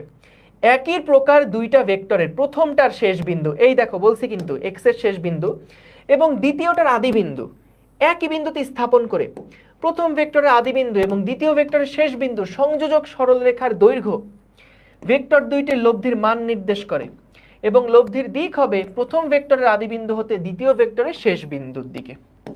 দেখো তো এই কথাগুলোই বললাম না, যে প্রথম ভেক্টরের আদি বিন্দু এইটা, শেষ বিন্দু এইটা ছিল, দ্বিতীয় ভেক্টরের আদি বিন্দু এটা, শেষ বিন্দু এটা। আমরা কি করছি? প্রথম ভেক্টরের শেষ বিন্দুর সাথে দ্বিতীয় ভেক্টরের আদি বিন্দুকে যুক্ত করলাম, তারপরে প্রথম ভেক্টরের আদি বিন্দু আর শেষ ভেক্টরের শেষ বিন্দু, শীর্ষবিন্দু, এই দুইটাকে সংযোজক সরলরেখা টেনে যে ভেক্টরটা পাওয়া গেল, যে মানটা পাওয়া গেল সেটা হচ্ছে ওই ভেক্টরের মান, যে দৈর্ঘ্যটা পাওয়া গেল সেটা ওই ভেক্টরের মান। আর দিকটা কোন দিকে? দিক হচ্ছে প্রথম ভেক্টরের আদি বিন্দু থেকে দ্বিতীয় ভেক্টরের শীর্ষবিন্দু পর্যন্ত। বুঝছো? দেখো তো ঠিক আছে কিনা, বুঝতে পেরেছো? লামির উপপাদ্য যখন ওই যে আমরা মানে লব্ধির ম্যাথমেটিক্যাল ফর্মুলাগুলো দেখবো ওই সময় পড়ে ফেলবো। দেখো তো সবাই ক্লিয়ার কিনা? একদম সহজ। এখন কি নিজের ভাষায় লিখতে পারবা না? আমারে বলো। এই লেখা হুবহু হইতে হবে না। তোমাকে অনেক সময় ক নাম্বার প্রশ্নে বলবে যে ভেক্টরের সাধারণ সূত্রটা বিবৃতি করো। সো তখন তোমার কোনো টেনশন নাই, জাস্ট কনসেপ্টটা বুঝছো, এবার নিজের ভাষায় লিখবা যে একই প্রকারের দুইটা ভেক্টরের প্রথমটার শুরুর বিন্দু বা আদি বিন্দু এবং দ্বিতীয়টার সরি দুইটা ভেক্টরের প্রথমটার শেষ বিন্দু বা শীর্ষবিন্দু, প্রথমটার শীর্ষবিন্দু এবং দ্বিতীয়টার আদি বিন্দুকে এক বিন্দুতে যুক্ত করে প্রথম ভেক্টরের আদি বিন্দু থেকে দ্বিতীয় ভেক্টরের শীর্ষবিন্দু পর্যন্ত যে ভেক্টরটা পাওয়া যায় সেটাই হচ্ছে ওই দুইটা ভেক্টরের লব্ধি। এবং এই ভেক্টরের যে মান বা এই ভেক্টরের যে দৈর্ঘ্য সেটা দিয়ে লব্ধি ভেক্টরের মানটা প্রকাশ পায়। আর দিক হচ্ছে প্রথম ভেক্টরের আদি থেকে শেষ ভেক্টরের শেষ বিন্দু পর্যন্ত। ক্লিয়ার? একদম সবচেয়ে সহজ গেল। তাহলে সাধারণ সূত্র দিয়ে আমরা এটা বের করলাম। এবার আসো ত্রিভুজ সূত্র। চলো মুছে ফেলি আগে, এইটাকে মুছে ফেলি। এগুলা কিছু নাই, পচা পচা কথা লেখা, এগুলা জানি না। এইখানে আমাদেরকে বলছে মনে করো একটা ত্রিভুজের দুইটা সন্নিহিত বাহু একই ক্রমে আছে। একই ক্রমে আছে। আচ্ছা ক্রম মানে কি?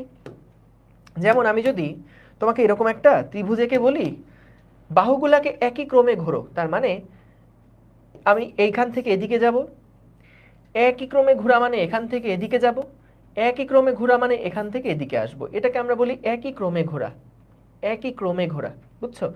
একই অর্ডারে ঘোরা, একই ক্রমে ঘুরছি। প্রথমে যদি এরকম যদি হইতো যে না আমি একবার এখান থেকে এদিকে ঘুরলাম আর আরেকটার অ্যারো সাইন দিলাম এই দিকে, তাহলে কিন্তু একই দিকে ঘোরা হইল না, একই ক্রমে ঘোরা হলো না, একই দিক না, একই ক্রমে ঘোরা হলো না। তাহলে একই ক্রমে ঘোরা বলতে কি বোঝায়? যে প্রথমে এদিকে গেলাম, তারপরে এদিকে গেলাম, তারপরে এদিকে গেলাম, এইটাকে আমরা বলি একই ক্রমে ঘোরা। এখন দেখো ত্রিভুজ সূত্র আমাদেরকে যেটা বলে খুবই সহজ। ত্রিভুজ সূত্র কোথাও আসলে অ্যাপ্লিকেশন লাগবে না, সাধারণ সূত্রে অ্যাপ্লিকেশনে লাগবে না, জাস্ট শিখে রাখো এগুলা অবজেক্টিভে বা ক খতে বিবৃতি করতে লাগবে। দেখো এখানে কি বলছে যে আমাদের এইখানে একটা ভেক্টর আছে এবং এখানে একটা ভেক্টর আছে। বলো তো আমরা যদি একটা ত্রিভুজ চিন্তা করতাম এই তিনটা বাহুকে নিয়ে, তাহলে বলো তো প্রথম দুইটা বাহু কি একই ক্রমে আছে না? একই ক্রমে আছে না?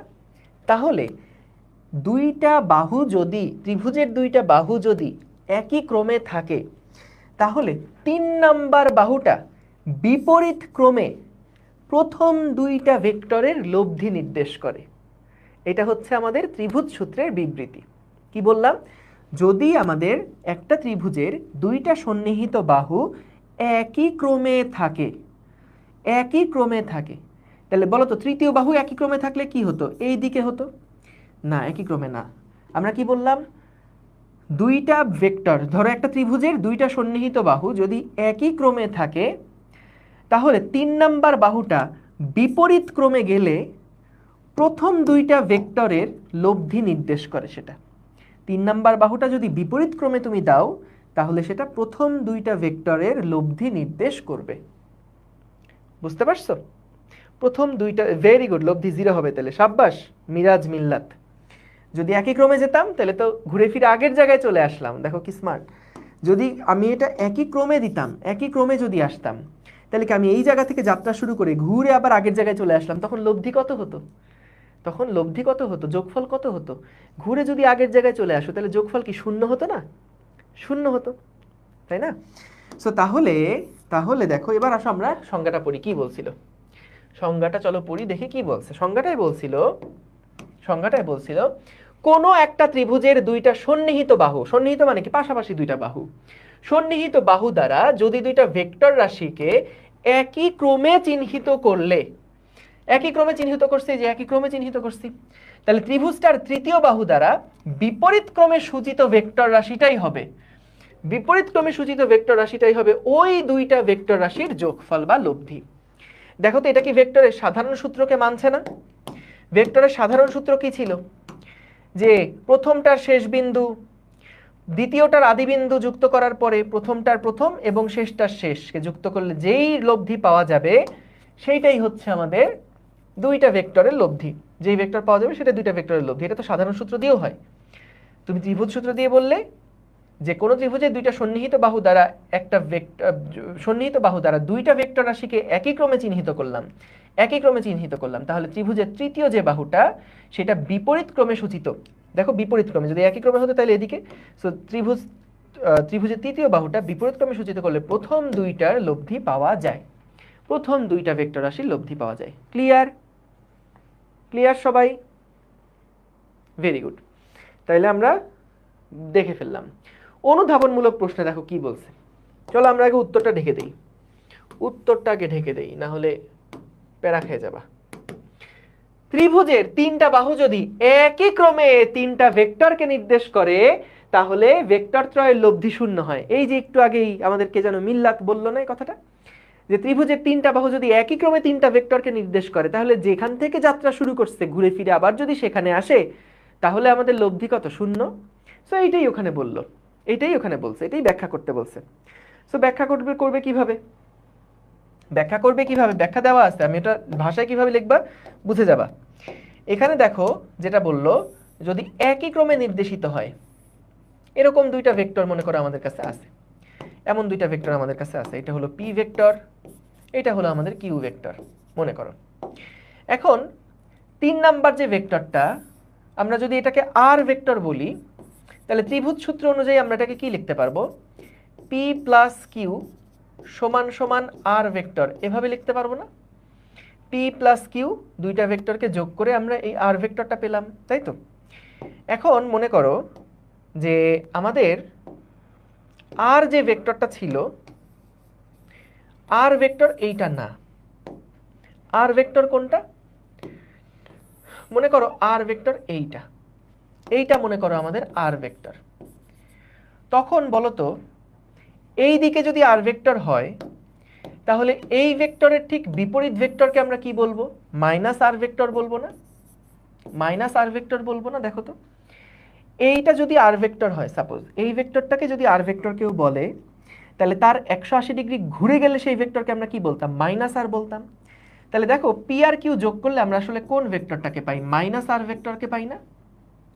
তাহলে মাইনাসটাকে যদি সমান সমান এই পাশে নিয়ে আসো তাহলে কি হচ্ছে? পি প্লাস কিউ প্লাস আর সমান সমান ডান পাশে কি থেকে যাবে? 0 থেকে যাবে। তাহলে এটাই প্রমাণটা যে ত্রিভুজের তিনটা বাহু যদি একই ক্রমে তিনটা ভেক্টরকে নির্দেশ করে তাহলে ভেক্টর ত্রয়ের লব্ধিটা শূন্য হয়। সো এইটা তোমরা ভাষায় সুন্দর মতন লেখা আছে, একবার পড়ে নিলেই পারবা। দেখো এই যে এটাই বলছে, এই যে A B A plus AC সমান বিসি মাইনাস করছে এবং তারপরে এটা লিখছে। এগুলা মুখস্থ কিচ্ছু করতে যাও না, কিন্তু এগুলা অনুধাবনমূলক প্রশ্ন তুমি আপাতত বুঝে রাখো। পরীক্ষার আগের রাত্রে যখন আসবে তখন এই স্লাইডটা একবার করে একটু ঘুরে ঘুরে দেখবা যে ভাইয়া কি কি অনুধাবনমূলক পড়াইছিলাম, তাহলে পরীক্ষায় কমন পাওয়ার চান্স থাকে, ঠিক আছে? কিন্তু এখন আপাতত বুঝে রাখো, এখনই তোমার এগুলো মুখস্থ করতে হবে না, এখনই কিওয়ার্ড মনে রাখা লাগবে না, কিন্তু জাস্ট পরীক্ষার আগের রাত্রে যখন আসবে তখন যাতে ভাইয়ার স্লাইডটা একটু ঘুরে ঘুরে দেখলাম, আচ্ছা এটা ক ছিল, ভাইয়া বলছিল, এটা এমসিকিউ ছিল বলছিল, সিকিউ ছিল বলছিল, একটু কয়েকটা ক খ এগুলো একটু দেখে যেও, তাহলে পরীক্ষা ইনশাল্লাহ কমন পাবা, ঠিক আছে? ওকে, হ্যাঁ অনুধাবনও শীট দেওয়া হবে। অনুধাবন আলাদা শীট না, ওইটা ওই যে এইচএসসি প্রেপ যেটা সেটা দেওয়া হবে আর কি, ওর মধ্যেই আছে সব। এটা কি বললো দেখো, তিনটা ভেক্টরের লব্ধি কখন শূন্য হয়? বলো তো তিনটা ভেক্টরের লব্ধি কখন শূন্য হয়? যদি তিনটা ভেক্টর যোগ করে আমরা আবার আগের জায়গায় ফেরত আসি তাহলেই তো আমাদের তিনটা ভেক্টরের লব্ধি শূন্য হয়, তাই না? এখানে কি বললো, এখানে আরেকটা কথা বললো, সেইটা হচ্ছে তিনটা ভেক্টরের মধ্যে যে কোনো দুইটা ভেক্টরের লব্ধি যদি তৃতীয় ভেক্টরের সমান এবং বিপরীতমুখী হয় তাহলে তিনটা ভেক্টরের লব্ধি শূন্য হয়। এই জিনিসটা আসলে কি বোঝাচ্ছে? এই জিনিসটা আসলে কি বোঝাচ্ছে দেখো, এটা মুছে দেই, আগে এটা মুছে দেই, প্রশ্নটা থাকুক শুধু। এটা কি বোঝাইছে আগে একটু দেখো। এখানে যেটা বুঝালো যে মনে করো এটা একটা ভেক্টর আছে, এবং আমাদের কাছে এইটা আরেকটা ভেক্টর আছে, কেমন? এই দুইটা ভেক্টরের লব্ধি কোনটা? এইটা না? এইটা একটা ভেক্টর এবং এইটা আরেকটা ভেক্টর। এই দুইটা ভেক্টরের যে লব্ধি, সেই লব্ধিটা হচ্ছে এইটা। এখন বলো তো, যদি আমরা প্রথম দুইটা ভেক্টরের সাথে এই দুইটার যে লব্ধি, এই দুইটা ভেক্টরের যে লব্ধি, এই দুইটা ভেক্টরের লব্ধি তো এটা ছিল, তাই না? এই দুইটা ভেক্টরের লব্ধি তো এটা ছিল। আমরা কি করলাম, এই দুইটা ভেক্টরের যে লব্ধি, সেই লব্ধিটার সমান মান এবং বিপরীতমুখী একটা ভেক্টরকে কি করলাম, ওই আগের দুইটার সাথে যোগ করে দিলাম। তাহলে বলো তো, তিনটা ভেক্টরের লব্ধি কি হবে? শূন্য হবে। এটাই আমাদের ওখানে ব্যাখ্যা করছে। আমি আবার বলছি ব্যাখ্যাটা, দেখো। প্রথম দুইটা ভেক্টরের লব্ধি যেটা ছিল, তুমি যদি প্রথম দুইটা ভেক্টরের যে লব্ধি তার মানের সমান এবং দিক বিপরীত একটা ভেক্টর নিয়ে প্রথম দুইটার সাথে যুক্ত করো, তাহলে কিন্তু তিনটা ভেক্টরের লব্ধি হবে শূন্য। সো এই জিনিসটাই এখানে পরে ভাষায় লেখা আছে, এই জিনিসটা এখানে সুন্দর করে ভাষায় লেখা আছে। দেখো, তিনটা ভেক্টরের মধ্যে যে কোনো দুইটা ভেক্টরের লব্ধি, যে কোনো দুটি ভেক্টরের লব্ধি তৃতীয় ভেক্টরটির সমান এবং যদি বিপরীতমুখী হয়, দুইটা ভেক্টরের লব্ধি যদি তৃতীয় ভেক্টরের সমান এবং বিপরীতমুখী হয়, তাহলে ভেক্টর তিনটার লব্ধি শূন্য হয়। বুঝতে পারছো? তিনটা ভেক্টরের মধ্যে যে কোনো দুইটা ভেক্টরের লব্ধি নিবা। সো দুইটা ভেক্টরের লব্ধি যদি তৃতীয় ভেক্টরের সমান হয়, 3 নাম্বার ভেক্টরের যদি মান সমান হয়, দিক বিপরীত হয়, হ্যাঁ, তাহলে তিনটা ভেক্টরের লব্ধি শূন্য হবে, যেটা একটু আগে বললাম ওইটাই। সো এটাও তুমি নিজের ভাষায় লিখতে পারবা। বললো চারটা ভেক্টরের লব্ধি কখন শূন্য হবে? আচ্ছা, চারটা ভেক্টরের লব্ধি কখন শূন্য হবে বলো তো? যখন এখানে একটা ভেক্টর গেল, এই দিকে একটা ভেক্টর গেল, তারপর ধরো এই দিকে একটা ভেক্টর গেল, এই দিকে একটা ভেক্টর গেল। বলো তো, লব্ধি কখন শূন্য হবে? যখন ঘুরে ফিরে আবার আগের জায়গায় আসবো, তখনই তো লব্ধি শূন্য হবে, নাকি? লব্ধি কখন শূন্য হবে? যখন ঘুরে ফিরে আমরা আবার আগের জায়গায় চলে আসবো, তখনই তো সবগুলো ভেক্টরের যোগফল লব্ধি শূন্য হবে। তাইলে বলো তো, যখন ঘুরে ফিরে আবার ফেরত আসতে হবে আগের জায়গায় এবং চারটা মাত্র ভেক্টর ইউজ করতে পারবো, আমি যদি 5টা ভেক্টর ইউজ করতে পারতাম, তাহলে কি হতো? এইদিকে একটা গেলাম, ভেক্টর দিলাম, এদিকে একটা ভেক্টর দিলাম, এদিকে একটা ভেক্টর দিলাম, এদিকে একটা ভেক্টর দিলাম, এদিকে একটা ভেক্টর দিলাম। দেখো, এইটা কি হলো? এটা 5টা ভেক্টর, 1 2 3 4 5, 5টা ভেক্টরের লব্ধি এটা হচ্ছে শূন্য, কারণ ঘুরে আবার আগের জায়গায় চলে আসছি। আমাকে বলছে চারটা ভেক্টরের লব্ধি কখন শূন্য হবে, চিত্রের মাধ্যমে দেখাও। তাহলে চারটা ভেক্টরের লব্ধি শূন্য মানে কি? চারটা ভেক্টর ইউজ করে আমাকে একটা বদ্ধ ঘর বানাতে হবে, অর্থাৎ ঘুরে ফিরে আবার আগের জায়গায় আসতে হবে। তাহলে এটা কি একটা চতুর্ভুজ হয়ে যাবে না?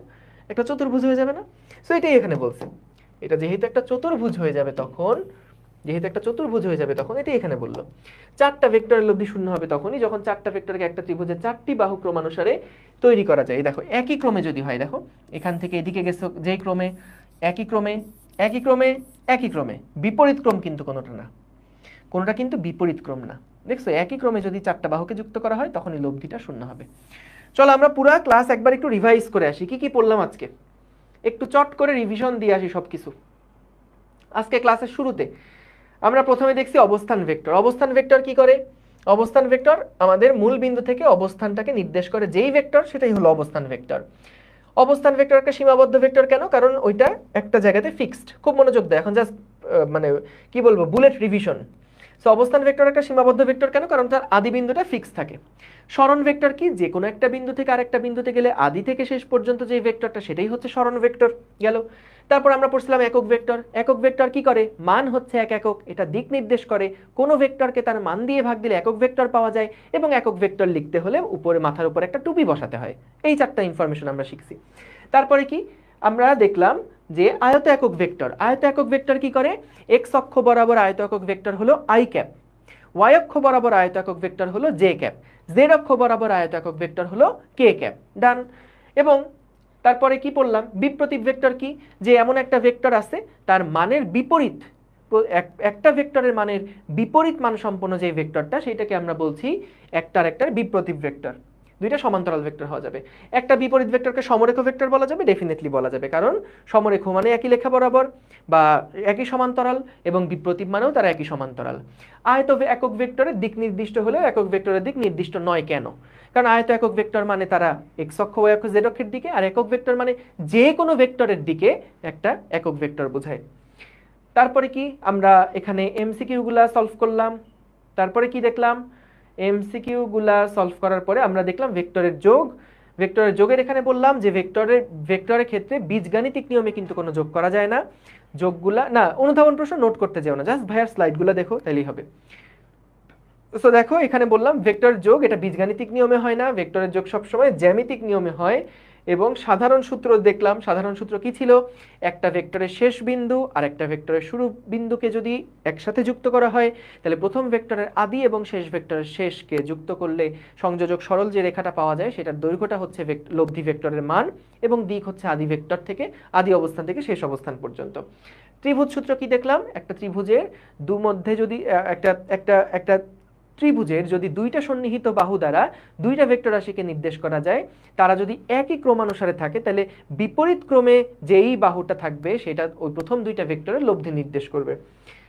তারপরে এগুলা দেখলাম যে কখন লব্ধি শূন্য হবে, লব্ধি কখন শূন্য হবে। এবার আসো আজকে লাস্ট টপিক, সেটা হলো বহুভুজ সূত্র। এরপরে আমরা নেক্সট ক্লাস শুরু করব সবচেয়ে ইন্টারেস্টিং, সবচেয়ে গুরুত্বপূর্ণ সামান্তরিক সূত্র দিয়ে। সো আজকে আমরা বহুভুজ সূত্র দিয়ে শেষ করব। এটা কি জিনিস? একদম সাধারণ সূত্রের মতন, একদম সাধারণ সূত্রের মতন। সাধারণ সূত্রতে আমরা কয়টা নিয়ে কাজ করছিলাম? দুইটা ভেক্টর নিয়ে কাজ করছিলাম না? বহুভুজ সূত্রে আমাদের কাছে অনেকগুলা ইয়া থাকতে পারে, ভেক্টর থাকতে পারে। আচ্ছা বলছো ভাই সাধারণ ভেক্টরে ত্রিভুজ ভেক্টর কি একই? রেজাল্ট তো একই আলটিমেটলি। তুমি যদি তাদের আউটকাম দেখো, রেজাল্টটা দেখো, তাহলে যোগফল করলে রেজাল্ট তো একই আসবে। বললাম না 5 আর 8 যদি গুণ করো, যদি যোগ করো, তাহলে তো যেমনেই যোগ করো না কেন, আগে 5 করে আগে 8 করো, আগে 8 করে আগে 5 করো, বা তুমি যেভাবেই যোগ করো না কেন সবসময় তো রেজাল্ট কি আসবে? 13ই আসবে। সো এখানেও বিষয়গুলো ওরকম, অনেকগুলো সিস্টেম আছে যোগ করা। সাধারণ নিয়মে করতে পারো, ত্রিভুজ নিয়মে করতে পারো, সামান্তরিক নিয়মে করতে পারো, উপাংশ নিয়মে করতে পারো, বহুভুজ নিয়মে করতে পারো, অনেক নিয়ম করতে পারো, কিন্তু দিন শেষে রেজাল্ট কিন্তু একটাই আসবে। ঠিক আছে? সো বহুভুজ সূত্র পলিগোনাল লটা কি দেখো? পলিগোনাল লটা হচ্ছে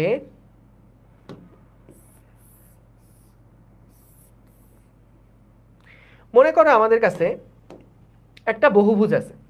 হ্যাঁ, মনে করো একটা বহুভুজ আছে, ঠিক আছে? এই উপরে লেখা আগে দেখো না, একটা বহুভুজ আছে। বহুভুজের শেষ বাহুটা বাদে প্রথম দিকের সবগুলা বাহুকে যদি আমরা একই ক্রমে যুক্ত করি, তাহলে শেষোক্ত যে বাহুটা থাকবে সেটাকে বিপরীত ক্রমে সাইন দিলে এটাই হচ্ছে প্রথম চারটার লব্ধি নির্দেশ করবে। এই যে একই ক্রমে তুমি যদি চারটা ভেক্টরকে বসাও, তাহলে 5 নাম্বার বাহুটা বিপরীত ক্রমে ওই প্রথম চারটার লব্ধির মান এবং দিক নির্দেশ করে। এটাই হচ্ছে বহুভুজ সূত্র। যেমন যদি এরকম হয়, ধরো আমাদের কাছে এখন চারটা না, আমাদের কাছে 1টা 2টা 3টা 4টা 5টা 6টা, না হয়নি, 1 2 3 4 5 6 বেনজিনাকে ফেললাম। ধরো যদি এরকম হয় যে আমাদের কাছে এরকম 6টা ভেক্টর আছে, সো 6টা ভেক্টরকে তুমি যদি প্রথম 5টাকে একই ক্রম বরাবর যুক্ত করো, একই ক্রম বরাবর যুক্ত করলে যে এটার শেষের সাথে আরেকটা শুরু, এটা শেষের সাথে আরেকটা শুরু, এটা শেষের সাথে শুরু, এটা শেষের সাথে শুরু, তাহলে লাস্টের যে বাহুটা থাকবে সেইটা বিপরীত ক্রমে, দেখো এটা যেই ক্রমে অ্যান্টি ক্লকওয়াইজ আসছিল, এটা কিন্তু বিপরীত ক্রমে, এটা বিপরীত ক্রমে যেই ভেক্টরটাকে নির্দেশ করবে, যে আদি থেকে শেষ, বিপরীত ক্রমে যেই ভেক্টরটাকে নির্দেশ করবে, বিপরীত ক্রমে যেই ভেক্টরটাকে নির্দেশ করবে সেটাই হচ্ছে আমাদের ওই প্রথম 5টার লব্ধি। এটাই হলো বহুভুজ সূত্র। চলো এবার একটু পড়ে দেখি এখানে কি ভাষা ব্যবহার করছে। 2 এর বেশি ভেক্টরের ক্ষেত্রে একটি ভেক্টরের শেষ বিন্দুর সাথে আর একটি ভেক্টরের আদি বিন্দু, এই দেখো একটা ভেক্টরের শেষের সাথে আর একটা ভেক্টরের আদি বিন্দু, সেইটার শেষের সাথে মানে এইটার শেষ বিন্দুর সাথে আরেকটা ভেক্টরের আদি বিন্দু, আরেকটা ভেক্টরের আদি বিন্দু, এভাবে একই ক্রমে যুক্ত করে একটা বহুভুজ যদি তৈরি করা হয়, একই ক্রমে যুক্ত করে যদি একটা বহুভুজ তৈরি করা হয়, তাহলে শেষ বাহুটা বিপরীত ক্রমে ভেক্টরগুলোর লব্ধির মান এবং দিক প্রকাশ করবে। এটা শুধুমাত্র ক নাম্বার প্রশ্নের জন্য লাগবে, এটা কোথাও ম্যাথে লাগবে না। শুধু ক নাম্বার প্রশ্নের জন্য লাগবে যে বহুভুজ সূত্রটা বিবৃতি করো। একই, দেখছো সব কিন্তু পড়া একই রকম, কারণ রেজাল্ট আলটিমেটলি সেমই আসবে। তুমি সাধারণ সূত্র দিয়েও করো, যে একটা ভেক্টরের আদি থেকে আদি শেষের সাথে আরেকটা শুরু, একটা শেষের সাথে আরেকটা শুরু, একটা শেষের সাথে আরেকটা শুরু, এভাবে করে যদি যুক্ত করো, তাহলে যেখান থেকে তুমি যাত্রা শুরু করছো এবং যেখানে গিয়ে যাত্রা শেষ হয়েছে, আদি থেকে শেষ পর্যন্ত যেই ভেক্টরের দৈর্ঘ্য, এটা হলো ভেক্টরের মান নির্দেশ করে, এবং যে দিকটা আদি থেকে শেষ, এটাই হলো ভেক্টরের দিক নির্দেশ করে। এই তো, তাহলে সহজ। বহুভুজ সূত্রটাও আমরা দেখলাম যে দুইয়ের বেশি ভেক্টরের ক্ষেত্রে একটা ভেক্টরের শেষ বিন্দুর সাথে আরেকটার আদি বিন্দু, আবার একটা শেষ বিন্দুটার সাথে আরেকটা আদি বিন্দু, এইভাবে একই ক্রমে যোগ করে আমি একটা বহুভুজ বানাবো। সেই বহুভুজের যে শেষ বাহুটা হবে সেটা বিপরীত ক্রমে আমাদের প্রথম বাহুগুলার বা আমাদের সবগুলা ভেক্টরে লব্ধির মান এবং দিক নির্দেশ করবে। ইজি, খুবই ইজি। ফাহিম ফয়সাল বলছে, ভেরি গুড। ভাইয়া যে কোনো বাহুকে লাস্ট বাহু ধরা যাবে না? এটা এরকম না।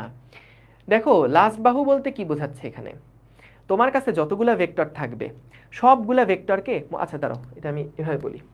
মনে করো ভাইয়া আমার কাছে এইটা একটা ভেক্টর আছে, এইটা একটা ভেক্টর আছে, এইটা আরেকটা ভেক্টর আছে, তারপর এইটা আরেকটা ভেক্টর আছে, এইরকম আরেকটা ভেক্টর, এরকম বিভিন্ন ভেক্টর আছে। তাহলে তুমি কি করবে এখন শোনো, বহুভুজ সূত্রটা কি বলে দেখো।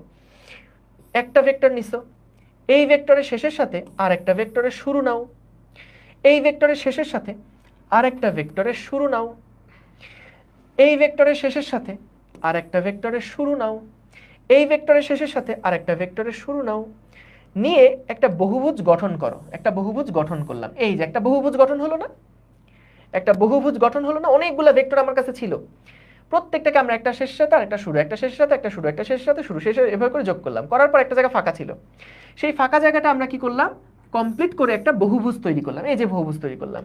এখন দেখো তো বহুভুজের মধ্যে এটা কি একই ক্রমে না? একই ক্রমে না? তাহলে শেষ বাহুটা যেটা আঁকছো সেটা বিপরীত ক্রমে এতগুলা ভেক্টরের লব্ধি নির্দেশ করবে। বুঝছো? কে বলছে ভেক্টরের বিয়োগ পসিবল না? নেক্সট ক্লাসেই করবো ভেক্টরের বিয়োগ, চিন্তা করো না। ফাহিম, স্প্যামিং করো না। দেখছি ভেক্টর তো ঋণাত্মক হইতেই পারে, কেন? আমরা ক্লাসে মাইনাসে দেখছি না আগের দিন। ওকে, সো দেখো এটা বুঝছো কিনা, এইটা কি সবাই বুঝছো কিনা একটু জানাও তো, যে যতগুলা ভেক্টর থাকবে সবগুলা ভেক্টর একটা শেষ আর একটা শুরু, শেষ শুরু, শেষ শুরু, শেষ শুরু, এভাবে করে আমি একটা বহুভুজ আগে বানায় ফেলবো।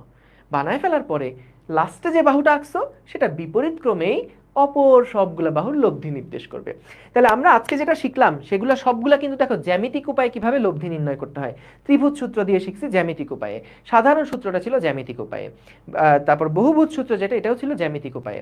নেক্সট ক্লাসে আমরা যেটা করব, জ্যামিতিক উপায়ে নির্ণয় করব, কিন্তু তখন আমরা দৈর্ঘ্যের মানগুলা বের করা শিখব, ভেক্টরের দিক কোন দিকে সেইটা বের করা শিখব। হ্যাঁ, ভেক্টরের মান কোন দিকে, ভেক্টরের দিক কোন দিকে, সেগুলো বের করা শিখব। প্রথম দুইটা ক্লাস খুবই বোরিং। প্রথম দুইটা ক্লাসে আসলে আমাদের ম্যাথমেটিক্যাল জিনিসপত্র নাই, এটা ফিজিক্স ক্লাসের জন্য আসলে খুবই কষ্টকর একটা ব্যাপার। নেক্সট ক্লাস থেকে আমরা মূলত ওই যে ধরো ভেক্টরের রিলেটেড যত টাইপের ম্যাথ প্রবলেমগুলো আছে সেইগুলো নিয়ে আলোচনা করব। সো একটা জিনিস আমি তোমারে বলতে পারি, যারা এই দুইটা ক্লাস ধৈর্য ধরে ভালো মতন শেষ করছো তাদের জন্য আসলে এই পুরা ভেক্টর অধ্যায়টাই খুব সহজ হয়ে যাবে, কারণ মূল ফাউন্ডেশন, মূল বেসিক যেটা দরকার সেগুলো অলরেডি তোমার বোঝা হয়ে গেছে। এখন নেক্সট ক্লাস থেকে জাস্ট আমরা পড়াগুলোকে এনজয় করব, ঠিক আছে? ওকে, ভেরি গুড। সো তোমাদের এইখানে আমরা একটা কুইজ নিব, যেহেতু দুইটা ক্লাস হয়ে গেছে, দুইটা ক্লাসের উপরে একটা কুইজ থাকবে। সো এই যে কুইজটা নিব, এই কুইজটা টোটাল 10টা প্রশ্ন থাকবে। এই 10টা প্রশ্ন যে থাকবে এইটা তোমাদের আবির ভাইয়া দেখবা, কন্ট্রিবিউটর একজন ভাইয়া আছেন, তোমাদের যত রকমের সাপোর্ট আছে ভাইয়া তোমাদেরকে দিবেন। সো ওই ভাইয়া তোমাদেরকে জানাই দিবেন গ্রুপের মধ্যেই যে কবে এই দুইটা লেকচার যে আমরা নিলাম, দুইটা ক্লাসের উপর পরীক্ষা কবে হবে, এবং প্রশ্ন তুমি ক্লাস যদি কইরা থাকো তাহলে তুমি ইনশাল্লাহ ওই প্রশ্নগুলো অ্যান্সার করতে পারবা। বুঝতে পারছো? কবে নিব এগুলো জানাই দিব ইনশাল্লাহ।